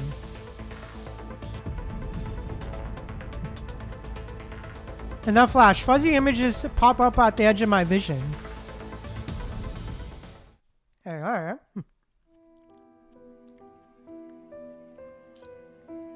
A madman covered in white mist, slumped on a couch, sorting out his suicide note.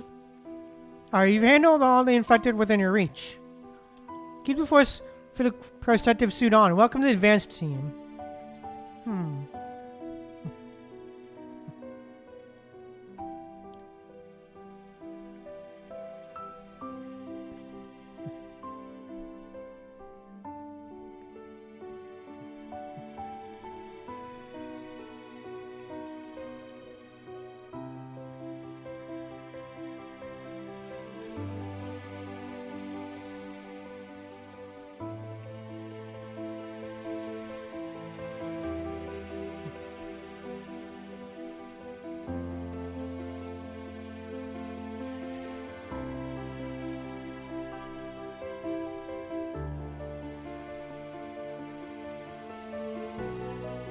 I hope you're doing well, Pro Trout.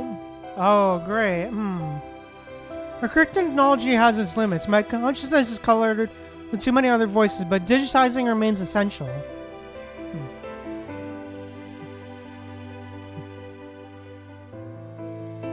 Digitizing remains essential.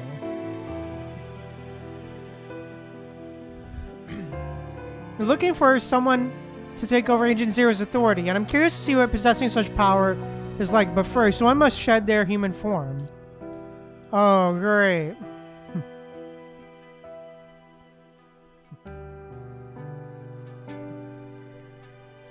These symptoms of yours.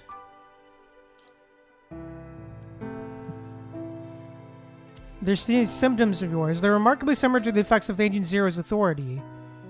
If there are no secrets about you I don't know, then this means you've actually merged with the chaos and taken Agent Zero's place. The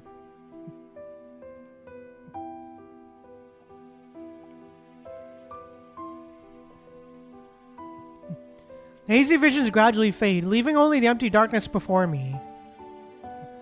Sorry, I don't know anything about an advanced team. Even though the invitation came from anonymity, revealing what I know to someone whose identity is unclear would be unwise.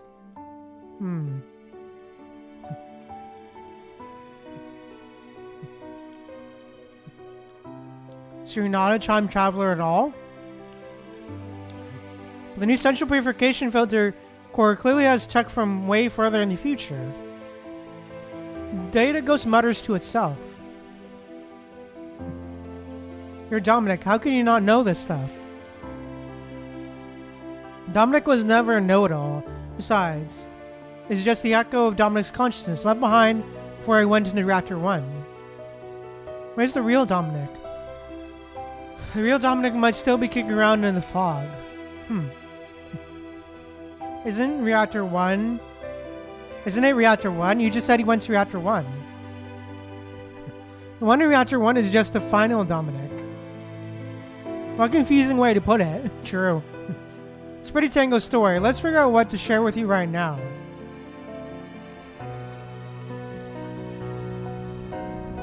The air hangs heavy for a moment, for the voice in the void slowly speaks. Dominic leads the advanced team into the Hetero Tower. After recycling score, he vanishes into the fog. Through an invitation, he picks inheritors in this world. It's like these successors who take on the Dominic identity, throw themselves on unearthing deeper secrets within the mind and pushing back the punishing virus. But after a certain point, no messages from Dominic have come through for ages. So no one can confirm Dominic's current status. You just mentioned the fog. What kind of place is that? The fog is a space inside the Hetero Tower. A long time ago, the primordial Dominic left behind coordinates to a spot in the fog that could receive messages. Based on our calculations, that location should be where the Hetero Tower manifests. Oh, fun. Now, since the Hetero Tower isn't showing up, the fog is naturally impossible to enter. Calculations. Who's doing these calculations? About the Gestalt. After we discover the Hetero Tower hasn't appeared, and Gestalt ran the numbers. The numbers suggest someone from the future metaverse time, stopping the Hetero Tower from growing. You used to think the time travelers on the advanced team had pulled it off. His voice trails off. You can bring up the Hetero Tower, but what even is it? The Crimson Spiral Tower I've caught a glimpse of when Lise was switching hyperreal frames and earlier when Vonnegut kept talking about the tower. If all these towers are actually the Hetero Tower, what kind of thing could it really be? The Hetero Tower. It seems a bit uneasy, pausing for a moment before starting to talk. I don't really know much about it either. Dominic just mentioned that he signals impending doom. Seems to have powers that go beyond dimensions, can only be controlled with keys. Keys. The invitations are just one piece of the puzzle. Their whole point is to wreck the Hetero Tower's core and then recycle it. More information. Dominic himself is the one who knows. Dominic lets out a soft sigh, and silence fills the air once more. So these invitations are just to clue me in on all this? Not entirely. This info is actually a bonus. I only loaded this invitation with extra data after realizing the Hetero Tower hadn't shown up. Originally, the invitation is simply a way to pass on knowledge. Dominic picks a spark and sends it out. Whoever catches it becomes the new Dominic, tasked with bringing humanity glory. Way down the line, they're all supposed to add their own data to this invitation, then pass it on to the future Dominics. But now, would you be up for becoming the new Dominic?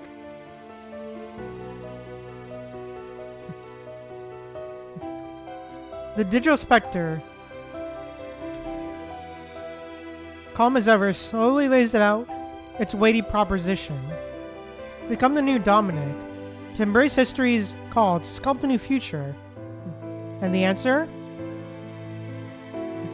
No, I refuse. Hey. Rosale pause. Not out of caution or fear of responsibility. Even if anything this entity describes rings true, you simply won't take the bait. Does this area even need a Dominic? No, should I say. Dominic has already done what history asked.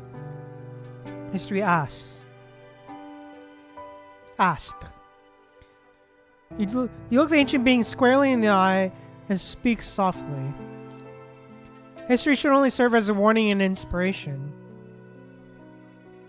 Our job now is to make our own choices and push forward. Simply carrying on the past wishes isn't the way. The key to breaking free from our current bind lies in the present.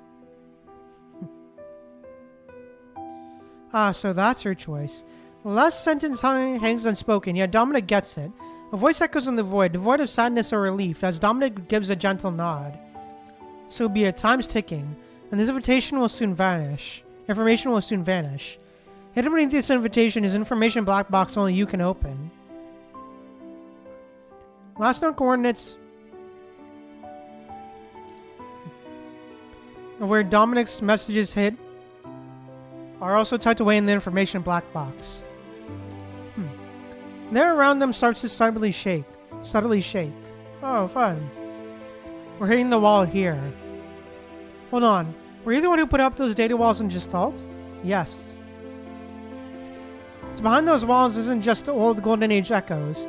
Way too much time has passed. Those data walls are falling apart. They're going to crumble eventually, even if nobody tries to open them. Think of it as the last gift to humanity. Shape lurking beneath the data slowly melts away. It's time to leave.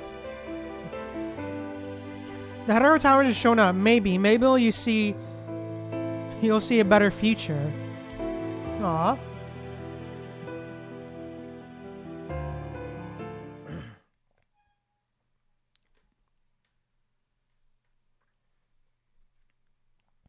Science Council. Alright, we're back. Dominic has laid it all out for me in the invitation. Invitation, Hetero Tower, the fog.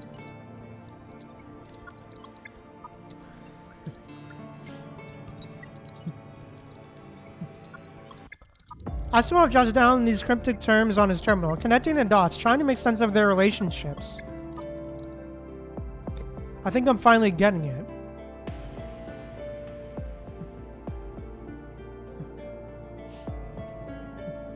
Brilliant, Asimov. I think I'm on the same page too. First off, there's a Hetero Tower, which could be a harbinger of a disaster. Its appearance is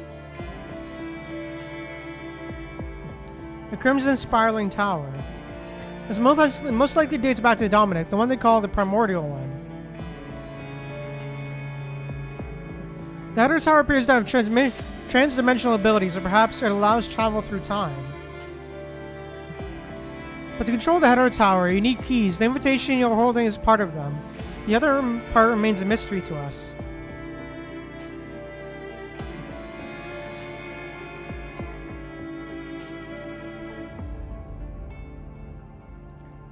So based on what you saw, Dominic's explanation, what Vonnegut told us.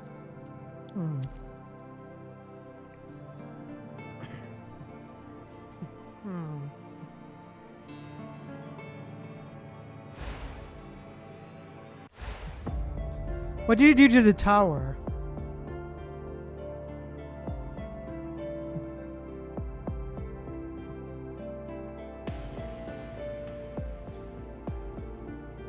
Ascending the tower with a mortal body? That's impossible.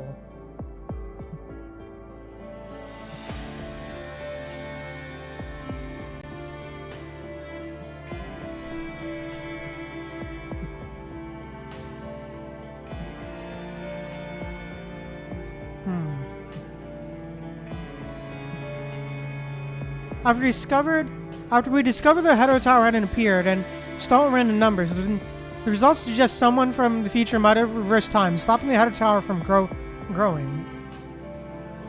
Really know much about Dominic Messino's impending doom.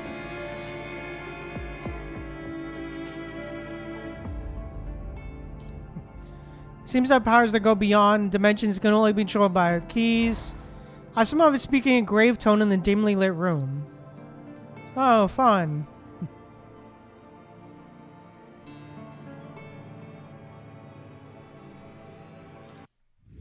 The Hetero Tower was originally supposed to show up in this world at a specific point in time. Alright.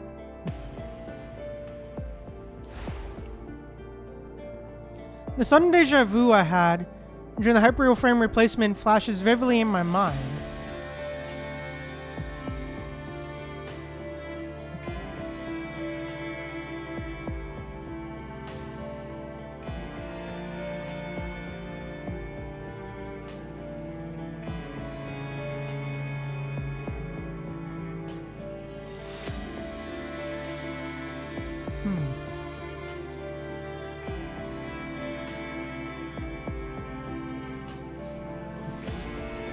Was that the moment, the time the Header Tower is supposed to appear?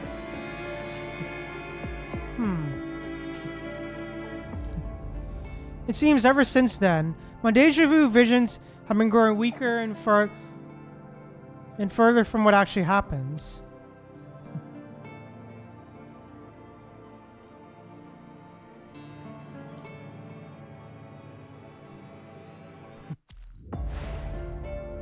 Was the spherical force that never appeared, or Shorthold's testament that I received unexpectedly?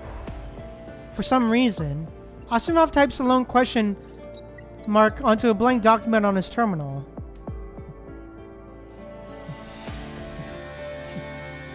Something external messed with things, and the Header Tower just never showed up. Interesting. Vaughn gets convinced you meddle with something in the future, and Dominus got you pegged as a time traveler.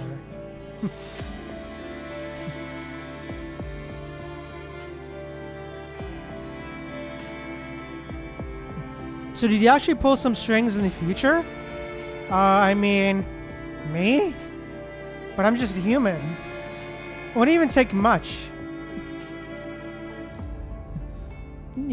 A tiny bit more of that, of the punishing virus, and I'd be a goner, my whole body rotting away. Yes, I have Dante and Virgil, Overlord Demo. Yes, I do. Yes, I do. Welcome to the stream, Overlord Demo. Welcome, welcome. Besides, really did something big in the future.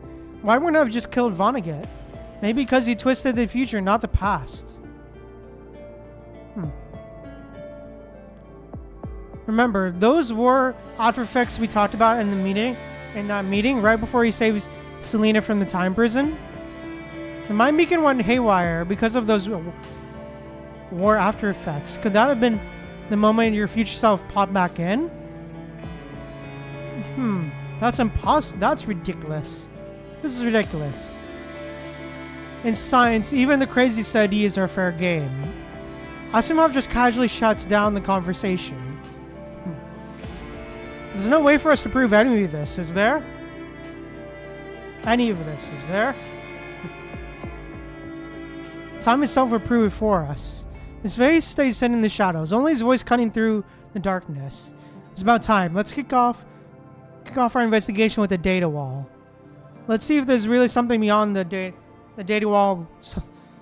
Something more than just Golden Age relics. Hey, alright, let's go. Oh, interesting. Alright, a Science Council testing ground. Hey, let's go. Protocol decryption is complete. Initiating hijack. Giant screen projected by terminal scrolled with the latest updates as layers of the data wall are systematically hijacked.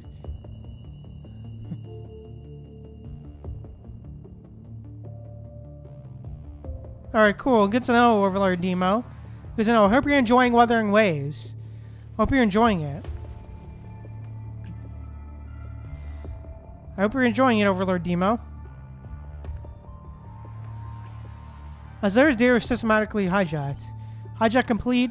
At the moment Teddy presses the final key, just as terminal flickers, unleashing torrent of unknown data, with countless lost technologies cascading into the terminal's memory.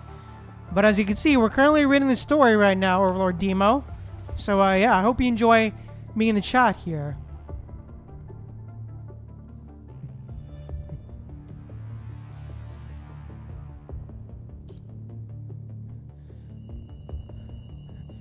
According to the terminal's memory. Nice. I'm glad you're enjoying it, Overlord Demo. Thank goodness. Wait, what is that? The moment Gestalt's data wall opens, the hall plunges into darkness. Only crimson warning alerts frantically flash across the screen. The entire Babylonian begins to shake and sync with Gestalt's tremors. Violent crimson lightning cracks under the alloy shell as the punishing virus seeps out. Oh, great! Oh, well, that's not fun. Great!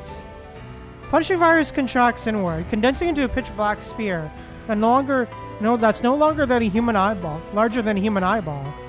It looks like a dark star that can devour even light.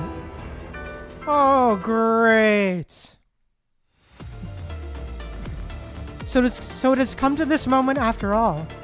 In the darkness, a woman gazes toward the source of the chaos, where humanity is racing against time before the disaster strikes. Thanks, appreciate it, Overlord Demo. Appreciate it. Appreciate it, Overlord Demo. The past remains unchanged. So once again, the arrival of the punishing virus begins on December 20th, 2160. The Header Tower never descended, but an Ascension network. When the punishing virus arrived on Earth, it first targeted the cornerstone of human civilization, information itself. So it infiltrated the largest information hub of that time, Gestalt.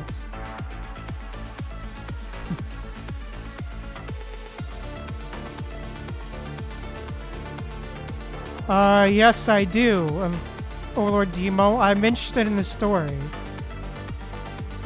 Yes, I do. That's the primary reason I play this game, Overlord Demo. I play this game because I enjoy the story of this game. And I'd read it. That's been my whole thing. Since I started streaming this game. Punch take control of the stall. Punishing were to take control of the stall. Then given enough time, it's meant meta-contamination could seep into civilization itself, even into language. When that happens, Earth's future would be lost entirely. Oh, great. When the virus broke out on December 20th, the train was stripped away by humanity, only an empty shell.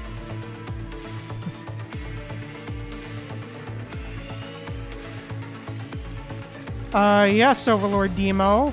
I read all the story, yes. I play this game for the story. I don't know if you noticed. If you look back at my channel, if you look back at my VOD channel, this channel, you'll notice that I've read the story. That these speedrun streams are focused on story instead of gameplay.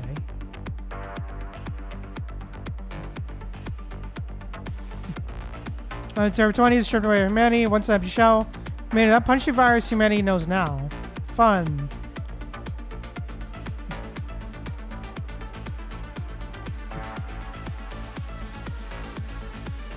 Over time, this empty shell with the countless constructs, machines, and humans, and it was gradually filled with information belonging to Earth. Bit by bit, it became Earth's own specialty and network. Ascension network. Oh, fun. Great! Dark Star is about to be released, and if it merges with the Ascension network. Now that the Header Zone is gone, Luna, what will you do to fight against Selena? Wait, what? No, not Selena. Celine. God damn it. She gets into the distance. A1 airport. However, reduce the ruins by Celine. Reduce the ruins by Celine. Deep within the city where Reactor 1 is located. Is this the place? A girl in a green hood stands near the library. Pale figures clustered around her feet. Yeah, I understand that, but...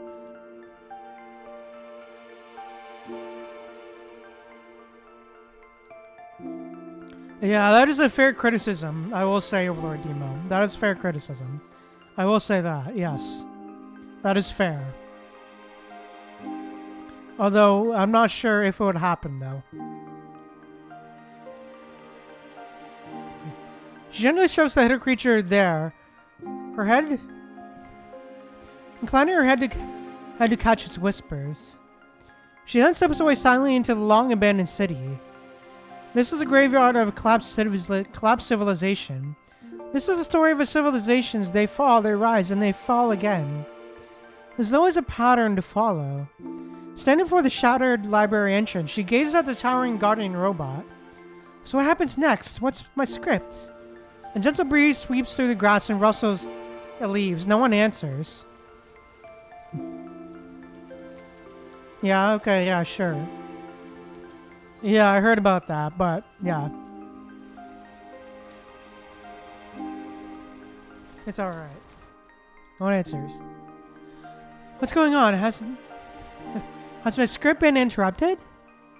She runs through these lines countless times here, but no one ever responded to her voice. Oh, fun. Kratos squats on the ground, bored, like an exhausted actor who just wrapped their final scene. So what now? Why isn't anyone here? What am I supposed to do?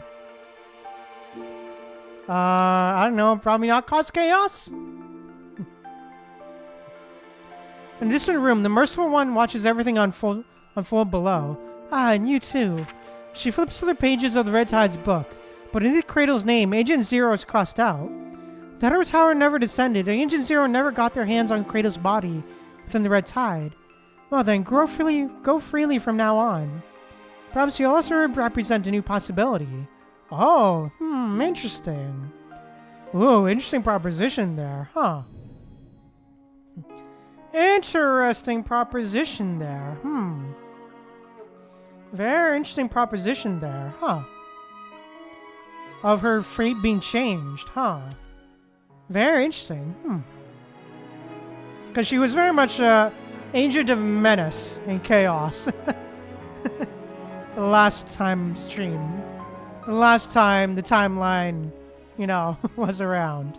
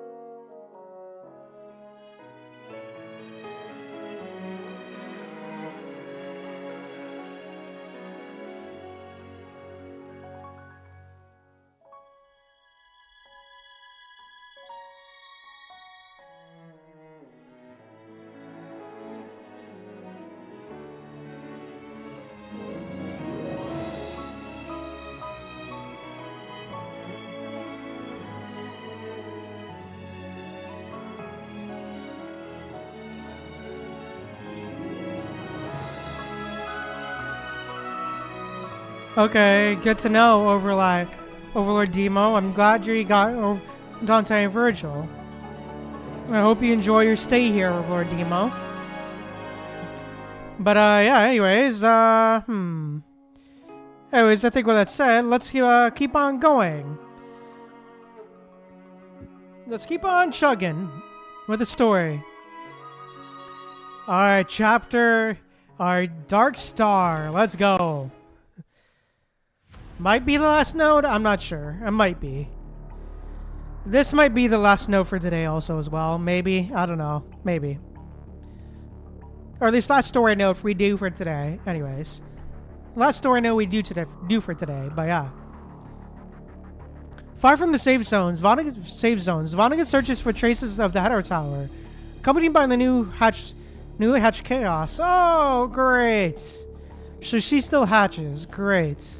Ever since Kyrios was born, the Dark Agent has been obsessively looking for the hidden Hetero Tower deep within the earth, like a child digging for potatoes farmers missed. As expected, he hasn't had any luck. Mister, I've looked in a lot of places, just like you asked. Oh shit, Lithos again. Third basement level of the Copperfield Aquarium. It's been completely wrecked beyond recognition by a construct named Bianca. Small island near the aquarium is practically clear. After Bianca and the Grey Raven commanded left, it's as if the punching virus has never been there. Even the red tide you left to nurture Chico is completely dried up. Priala Forest Porpic Ruins? That place is a complete wasteland now, mister. There's absolutely nothing there. And for winter, no signs of punching concentration there either. Oh, fun. Gaze into the distance. Vonnegut's expression is still as a pond. What about the red tide? Any progress with the Hetero creatures? Hetero creatures? If they keep evolving, they could potentially be vessels to summon the Hetero Tower. No, mister. Hetero creatures' evolution has hit a snag. Someone higher up than me has taken over the development. Most likely that new girl, Cradle. That girl, Cradle. She's not quite what he documented before. Her appearance hasn't changed, but she doesn't have the formidable powers she expected. The world is getting more and more unpredictable, and none of it is good news. So what's holding back the Hetero Tower? Oh, fun. Ever since the Copperfield Aquarium incident, he completely lost touch with his counterpart in the tower. To avoid catching the eye of the higher powers, his counterpart in the tower always plays it close to the vest when sharing information about this world, but because of that, his current self has completely lost any edge of understanding what's going on. He's like a blind man feeling an elephant, just helplessly grasping at this world. Who changed the future? He probes the grave and commander, who generally seems to know nothing about it. Aww.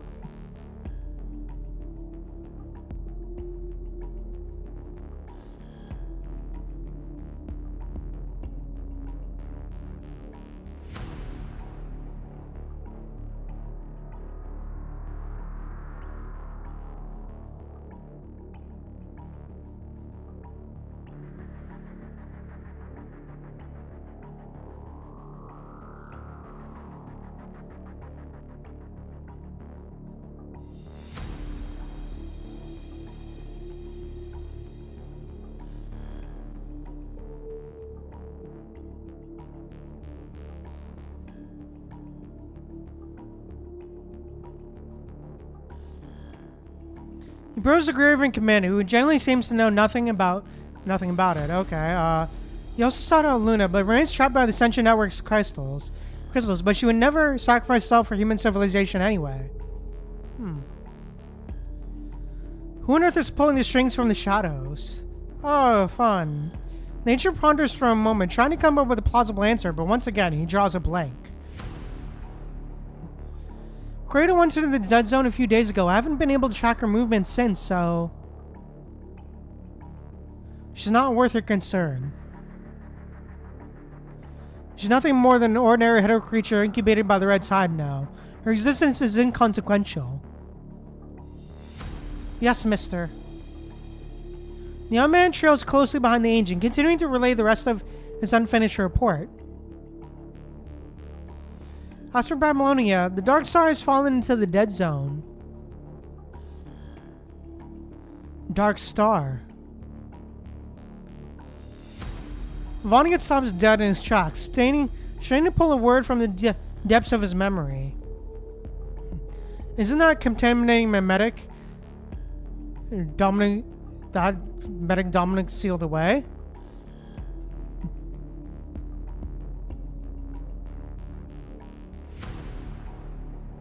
Oh, nice. Well, I'm glad you enjoyed playing the gameplay of this game. Or hope you enjoyed the gameplay of this game over a demo. But yeah. Anyways, yeah. Pretty much it. Yeah. Basically, the story gets definitely crazy. To basically summarize, give a basic summary of it. Basically, humanity. It really gets crazy. Because it basically is... the story is essentially fighting to take back Earth from the punishing virus, but also... it's also... but it very much evolves from, like... that. Well...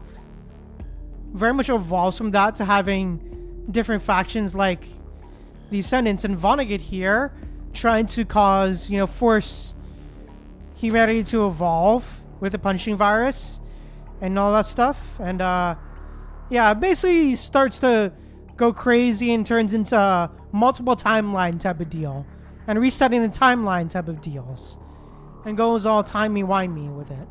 But yeah, and goes with the whole timeline stuff and deals in a bit of time stuff as well. It also very much deals a lot with loss and death and loss as well. And just trying to move forward from that death and loss, as best as we can. That's the best way I can describe this game's story. Looks like Dominic's plan has failed as well. Contaminant and avoidance has never really worked against contamination. Uh-huh. After a long, heavy silence, Lethos finally raises his head and looks at the agent and questions his eyes. Mister? Are you leaving? I'll leave this place, but not yet. His only return ticket is still in his possession. A pale, diminutive doll is clutched in his arms. I need to embark on a long journey. Oh, great. He contemplates for a moment, then his decision is made in a flash. He has to find the Hetero Tower no matter what. Once he locates it, he can use the return ticket to enter and finally put an end to all of this. He doesn't know why, but this return ticket feels almost perfect this time. Yet without the Hetero Tower, all his carefully laid plans are nothing but a pipe dream. He's been stuck in this loop for what feels like forever. He needs to find a way out. The way out. You will take my place. Bring this gift to Luna and become an ascendant under her command. Only through Luna can you maintain your status as an ascendant. And when necessary, intervene with Lilith's affairs. Go to Luna, Lethos. This is your final mission. Once this mission is done, you're free to do as you please. Seek your own death or choose to live on. Now that I've heard Rose might still be alive, I'll stay alive, at least until I can verify it myself. Vonnegut gives Lethos' frail shoulders a final knowing pat. This could be the last goodbye. Oh, damn. Aw.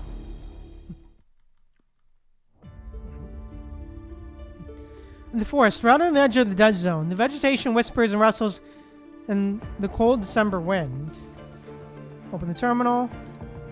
Fingers dance across the keyboard, pulling up encrypted documents. Events recorded by both Asimov and himself are connected by the lines of various colors, weaving a complex web. The invitation is the key to unlock the Hetero Tower. Vonnegut is on the hunt for the Hetero Tower, and Dominic? He vanished into the Hetero Tower's mysterious fog.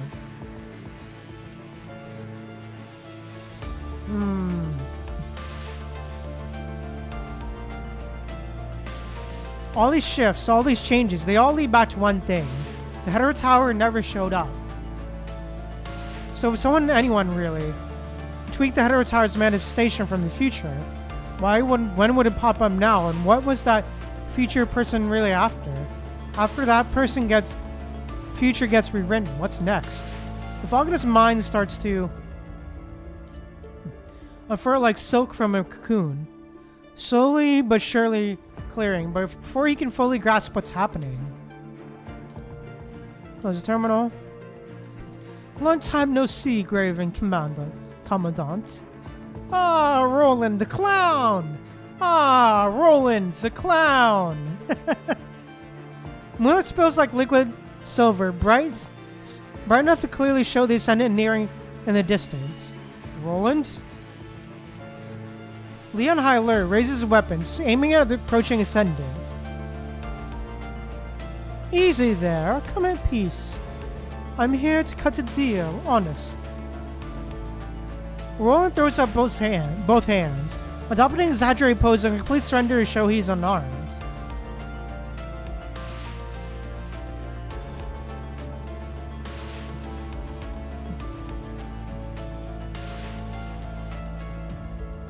Let's hear it. I'm not in the business of making deals with Ascendants. With a charmingly friendly smile, he drops to speak time. It almost perfectly lines up with when the Dark Star showed up in stalls.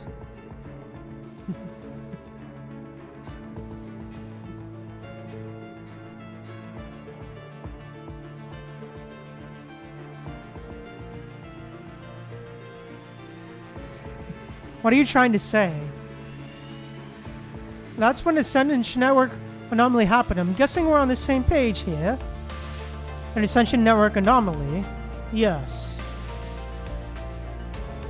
Beneath his friendly smile, a flicker of anxiety finally breaks through. A while back, the Ascension Network had an anomaly that completely trapped Luna. Oh, great. After countless struggles that tore at her very being, the long-standing shackles that bound Luna finally gave way. As the crystal chains shatter and scatter, most of her power crumbles away with them.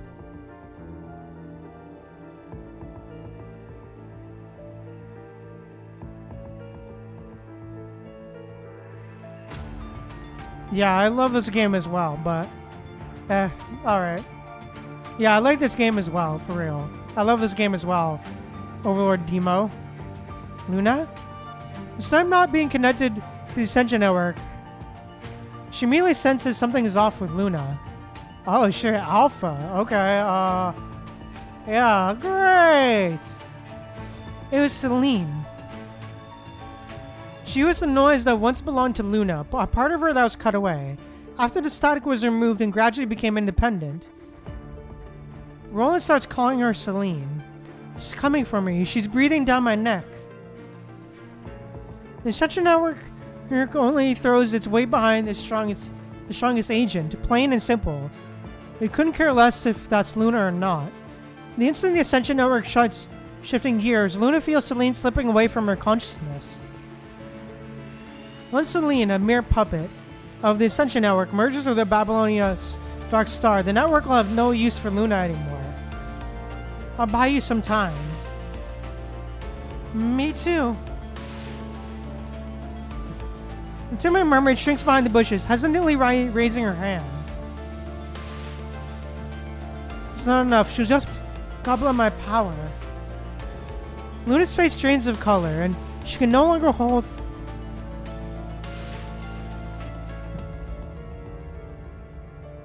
her hovering position. In the blink of an eye, since Celine merged with the Dark Star, the Ascension Network has already stripped Luna of her agent privileges and handed them straight to Celine. Oh, great.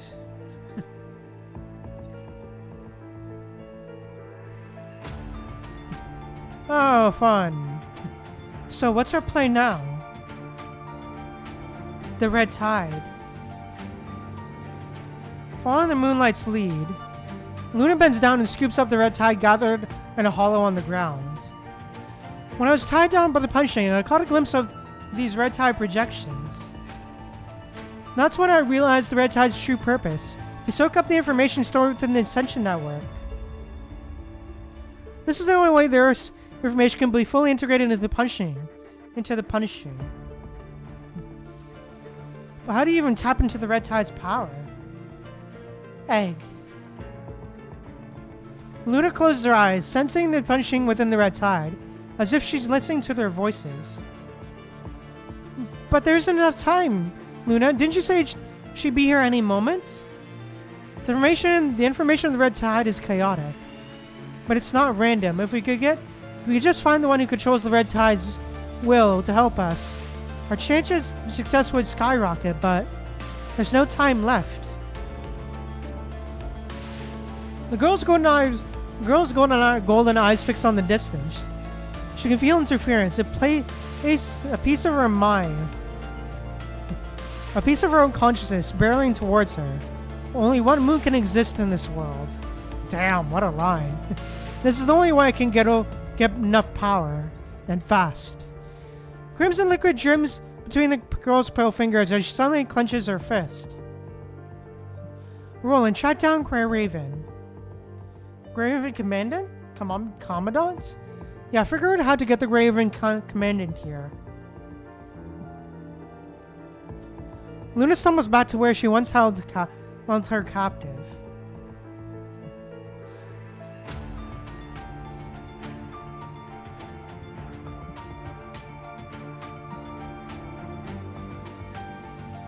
I'm going to use these punching crystals to link up with the punched red tide and pull power from it. That'll help bypass the filtering and get my agent powers back. During this whole thing, I need the Grey Raven Commander to help steady my mind. Roger that. With clear orders in hand, Roland doesn't hesitate. He turns and heads out. Sis, team up with Allow me to find a way to channel the red tide to me. Guiding thin streams of red tide from the ground toward the punishing crystals, the girl slowly sinks into the crimson and tough fog. I have to immerse myself in the red tide right here. How many characters I have? Overlord Demo? I'm pretty sure I have all of them, actually. I have all of the characters, actually. I have all of them. I have been playing for a while, so yeah. I have all of the characters. I've essentially been playing since, I believe, the month after... I literally started playing, like, the month after... month and a half after Punching Gray Riven launched globally. I've been playing that long. Hey, alright, let's go. Gameplay time! Let's go.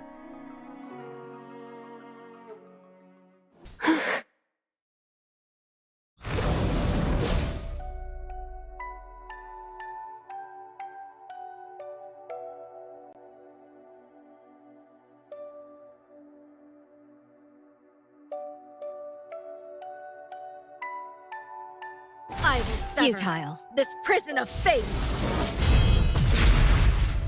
Oh, this is interesting. Ooh, that's interesting. Let the Alright. show begin. Those monsters look really tough. Please don't notice me. Aw. Let me unshield the corrupted. Alright, good to know. Life and death are but a moment apart. Here to watch a clown show? Give me all you got. Life and death are but a Here moment to watch a apart. clown show? That shall be my blade. Give up. I won't hold back. Ouch! Here to watch a Now clown you're show? on the other side of the line. Life Hey, and let's death go. are a moment apart. Here to watch a This clown prison show? of fate. Hey, careful! Those weird things with the shields are coming. Oh, great. Deal armor piercing and... Okay. Exuda, alright, The cool. audience is watching. Alright, let's go. Let's go, boy! This is the climax of the play.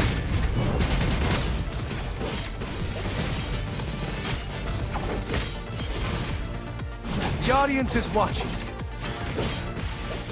Get executed, baby! Boom!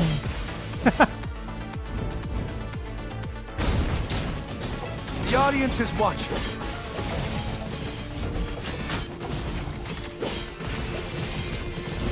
The audience is watching.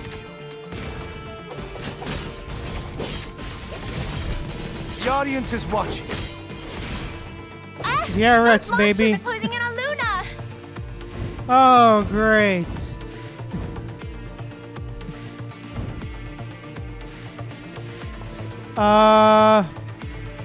The audience is watching. I think I only just do the monthly pass, honestly.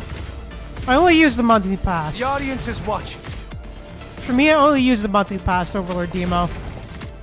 That's all I've been really... The audience is watching. There are times when I occasionally pay for a skin, but like, it's usually The for a audience is character watching. I usually like. But other than that, I usually just get the monthly pass most of the time. The audience is watching. Is that the best you can do? Life and death are but a moment apart. Thunder shackle shall be my I won't blade. hold back. Now you're on the other side of Luna's the line. hurt. This is not good. Life and death are but a moment Here to watch apart. a clown show? Got I him. won't hold back. I will sever this prison of fate. Let me hear more of the real story. God damn it, really? Luna, let's start this over. Luna, you should become the key. I will take you to the pinnacle Oh, of the great. Ascension Network. Oh, fun. Oh shit, yo, okay, let's go. Noisy. Everything from the past shall sink into silence after this day. Illusion, froth, rupture. Come on, boom. Damn it. Crumble and dissipate. Disperse. No God damn it, spell really? stands to the rhythm of oblivion. Yeah, deflected, baby. Too weak.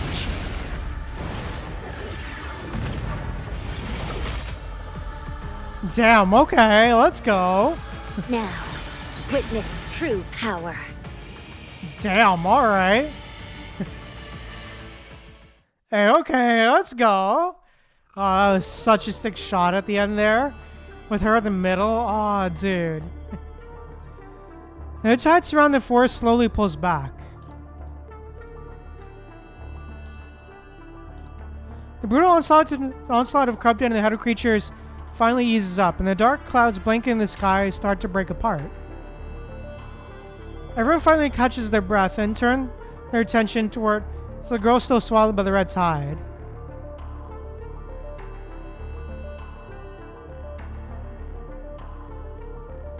I mean, that is fair feedback. You can definitely put that in future. I would definitely recommend putting that feedback in future surveys. But yeah, that is definitely some pretty good feedback for sure. Catch their breath and turn the attention, and the girl still swallowed by a tide. Luna. When Celine shows up with her controlled header creatures, Roland miraculously manages to bring, or rather lure, the four members of Grey Raven to the spot.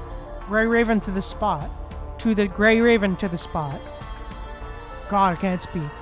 Even the Grey Raven constructs don't jump into the fight and just stand guard over you.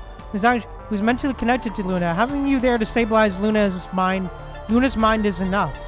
What's the situation? Celine, meanwhile,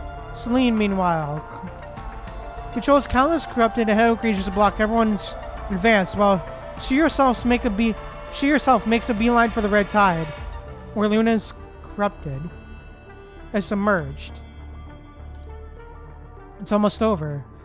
In another part of the battlefield, Luna defeats Celine's consciousness and reclaims her ancient authority. But at the same time, her own mind is ripped to shreds by punishing. Oh, fun. Luckily, the mind connection to her holds firm. As long as the beacon stays steady, she'll surely find her conscious fragments in the endless labyrinth and discover the way out. Before he can finish speaking, the savage crimson tide surges skyward, morphing into towering waves. Commandant! The three Grey Raven members cautiously shield you, holding their ground. The red tide surges but doesn't breach their defensive line. Alright. Hey, alright, let's go. Meanwhile, the girl enveloped by the red tide keeps her eyes tightly shut, suspended amidst crimson thorns. Murky moonlight pierces through dark clouds, instantly flooding the entire forest. She won. No matter how many times it falls. There's only one moon in the world. The red tide and the rustling voice fall silent as Luna slowly opens her eyes. Dude, this art. Dude. This art is beautiful, dude. I love it. It's always so good to see it, man. Especially in live 2D. Luna? The reborn girl stares up at the moonlight on the horizon, as if still lost in the endless hell.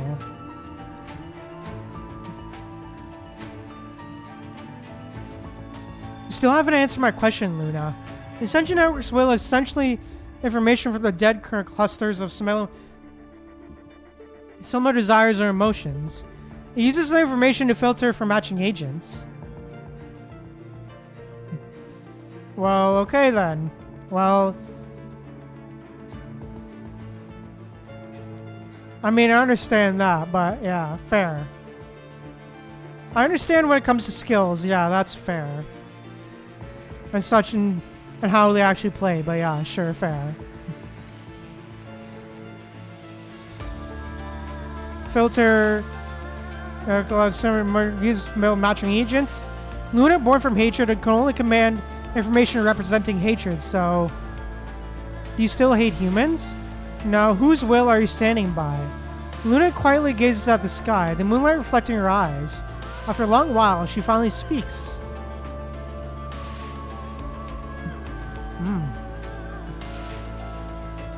Now, I stand by no one's will. Beside no one's will. My faith and emotions belong to me alone. I simply ache for a real future. I'm using this yearning to call out to those who will follow me. Luna, her ancient authority, your vote. Smooths away the clusters of punishing crystals. No matter what, I owe you thank you this time, Noctis. We both got what we came for, that's all. Yes, we both got what we needed. Roland already tipped her off about the conditions promised to the Graven commandant, keeping the promised punishing concentration in the dead zone in check and heading off the red tide spread. Even though Babylonia's new central purification filters can now create areas that are almost like safe zones, a full-blown red tide invasion would still spell big trouble. True. Compared to the unknown cradle, teaming up with Luna just makes more sense and is the quicker path. And there's still that promise between us, isn't there? The girl's fingertips linger at her neck as she cracks a slight smile. Aw. I'll hold in my end of the bargain. Alright. The brief encounter is cut short by the roar of Babylonia's transport crafts. Looks like your reinforcements are about to arrive. The ascendants quietly fall back as a single wing behind Luna's back slowly unfurls. Eh? One-winged angel. Style, alright. I hope this cooperation doesn't cause you any trouble. Look forward to the next meeting. Hey, alright, let's go.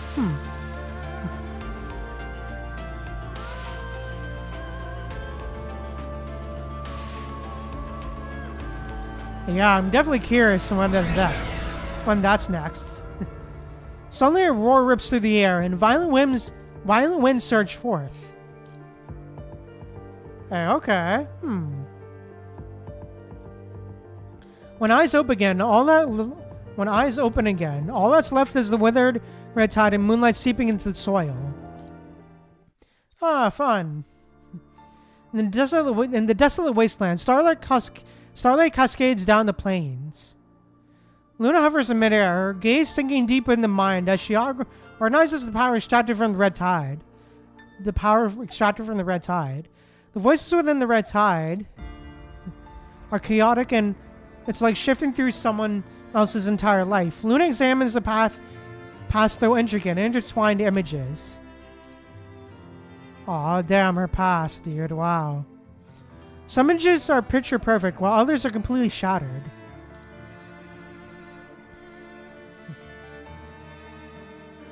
Damn. And some images, they're like stories she never experienced. The one-winged girl stands calmly in the high air, looking down at the phone booth illuminated by a trace of warm light. Aw. Aw. She looks cute here. I like that. I like the art, man. Another her is down there, dialing a number that should have no one to answer it. She's certain of one thing. There's something she's never done. At least for now, she has no way or means to return to the past. Carefully tucking this image away, she examines other information. Yeah, alright. It's as if she stumbled upon something that should have been seen.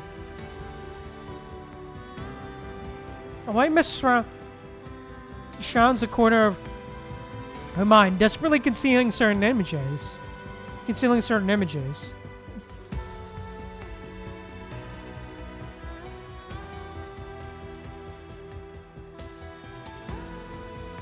Alright, cool. Good to know, Overlord Demo. Luna shrugs off the throbbing in her mind and she pushes through a swirling white mist. Hazy scenes suddenly jump out at her from the depths of her mind. Hey, alright. A crimson tower piercing the clouds. An eerie red tide overflowing with strange information and their deaths. Oh, great. We're seeing this part too. Fun!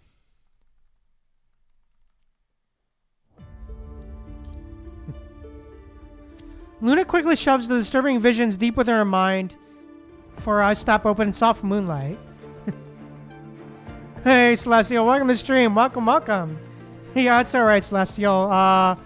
Yeah, we're actually currently reading some PGR.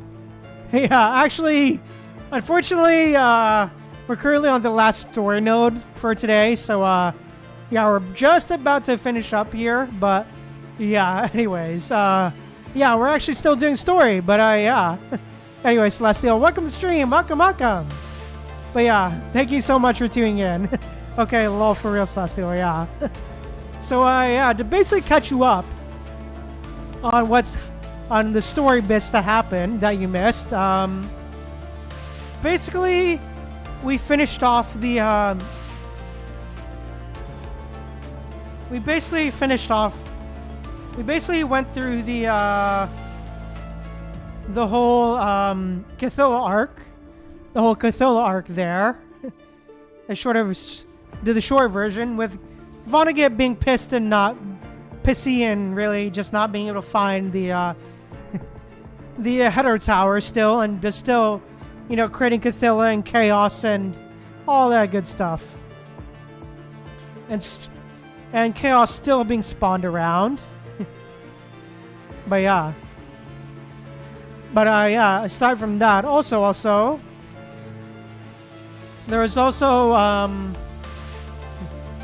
I believe as well, Cradle also showed up as well, though it was noted that Cradle doesn't have as much as her power anymore, so she's very much has less power now.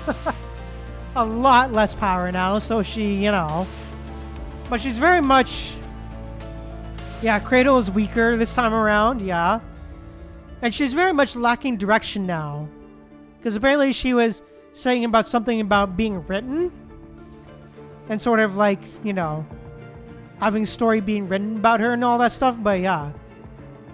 And her fate being written and all that, but yeah. Interesting for real, Celestial, yeah.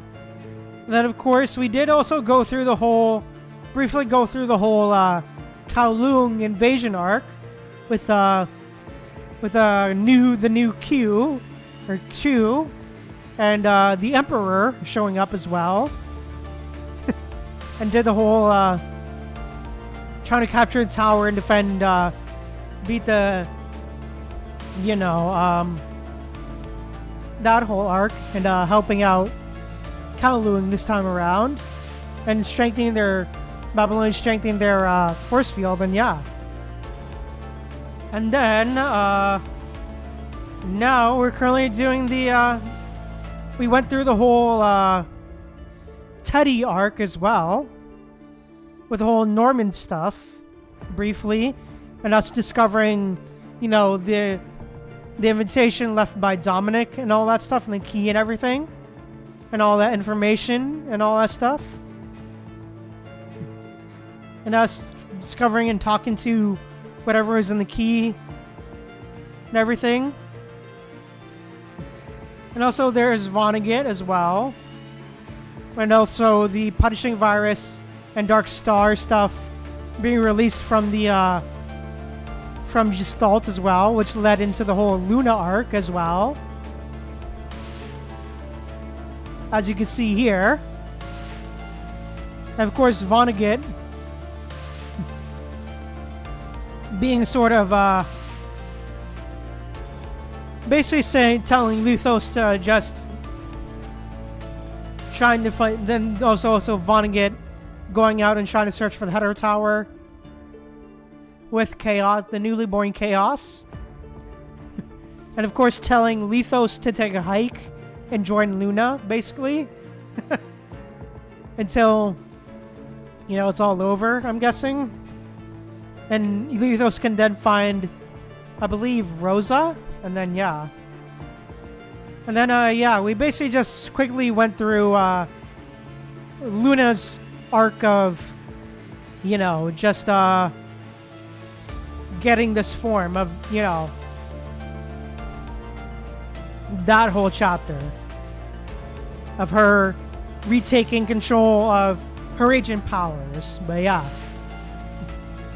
that's essentially it.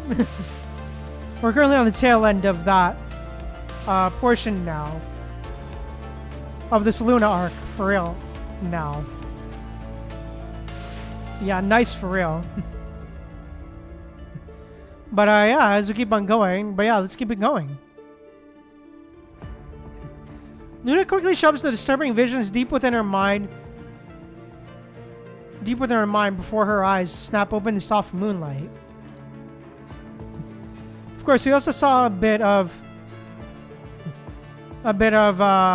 Luna seeing everyone dead, but yeah. I'm not sure, Overlord Demo, I'm not sure. Maybe Kamui. I don't know, maybe Kamui.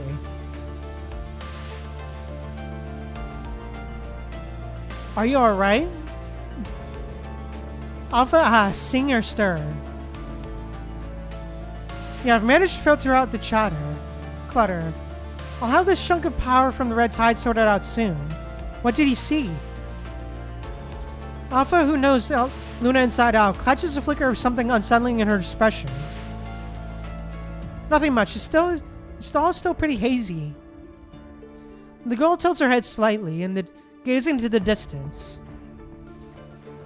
Out there, she knows a spiral tower should be stretching from the earth to the heavens. Ah, yes. Perhaps something's already changed, but it's alright. Ooh, the art! Hey, let's go! Ooh, this art is beautiful. Okay. Hearing the conversation, Roland and Lamia walk over from nearby. Even if it costs me everything, I won't let that feature happen. Even if the price is her own life. Sparks of golden light drift down onto the quiet wasteland. Aww. Yeah, agreed, Celestial. What just happened? It's nothing. Let's get moving. Stepping through the moonlight, washing over the land, the Ascendants start searching for their future in this brand new world. Hey, alright, let's go. Ah, Cradle's back. Great.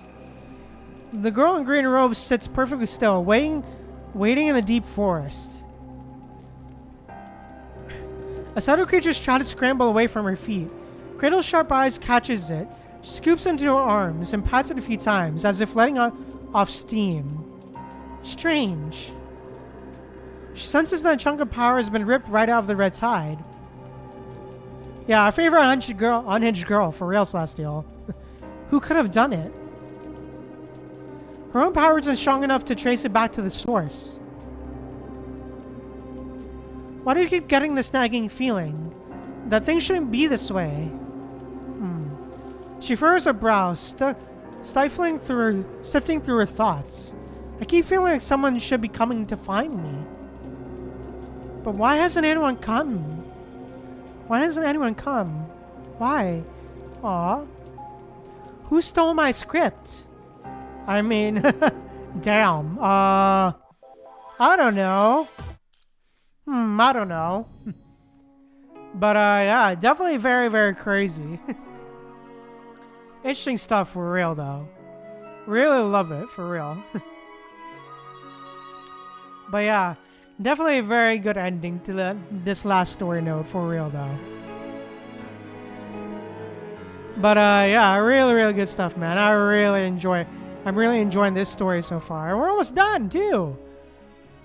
We're almost there. Just 4 more nodes. But, yeah, anyways, really, really enjoyed it. It's really interesting just to see all the changes and, like, this in the timeline, for real, though. It really is interesting to see all the changes. And just really just be able to relive all of the arcs as well. I love that, but yeah. So good. I also find it interesting that Kratos is still back, you know? And that Kratos depowered, so that's a good sign. And hopefully, it'll change the future for sure. Positively, at least. But yeah. Now that Kratos is slightly weaker. Somewhat. And the Header Tower isn't around yet, but yeah. Yeah, Kratos being back, but she seems less powerful for real. Yeah, for real, Celestial. For sure. But, yeah, anyways, yeah. I think what I said, that's all I really gotta say, so, yeah. This is probably where I'm gonna end the stream, so, yeah. Yeah, she's still trouble for real, Celestial. For real. But yeah, this is probably where I'm gonna end the stream, but, yeah. I will be streaming, yeah. Yeah, that's alright. I'm glad you were able to join for a short time for real as well, Celestial. But yeah, I am gonna end the stream. I will be streaming again on Monday at 7 p.m. EST. I will be streaming. We will be probably streaming Genshin. Yeah, I'll probably stream Genshin on Monday, and also post a stream schedule tomorrow as well. Also post the stream schedule for next week as well. So yeah, stream Genshin and continue our journey through Not Cry. Oh, nice. Oh, nice. I'm glad. Well, I hope you enjoy streaming, Celestial. Yeah, sounds good for real. But yeah. But yeah, I will be streaming again, and yeah. Anyways. Yeah. Anyways, yeah, I think with that said, that's all I really gotta say. So, yeah, I thank you guys so much for tuning in. If you enjoyed, please drop a like on the stream, and also be sure to drop a like and a subscribe and all that good stuff. And also let me know what you thought of the stream down in the comments below. And thank you guys again so much for tuning in. Remember to be humble, stay on to people, and yeah, thank you guys again so much for tuning in. Bye. But yeah, I'll see you guys later. Bye, bye, bye, bye.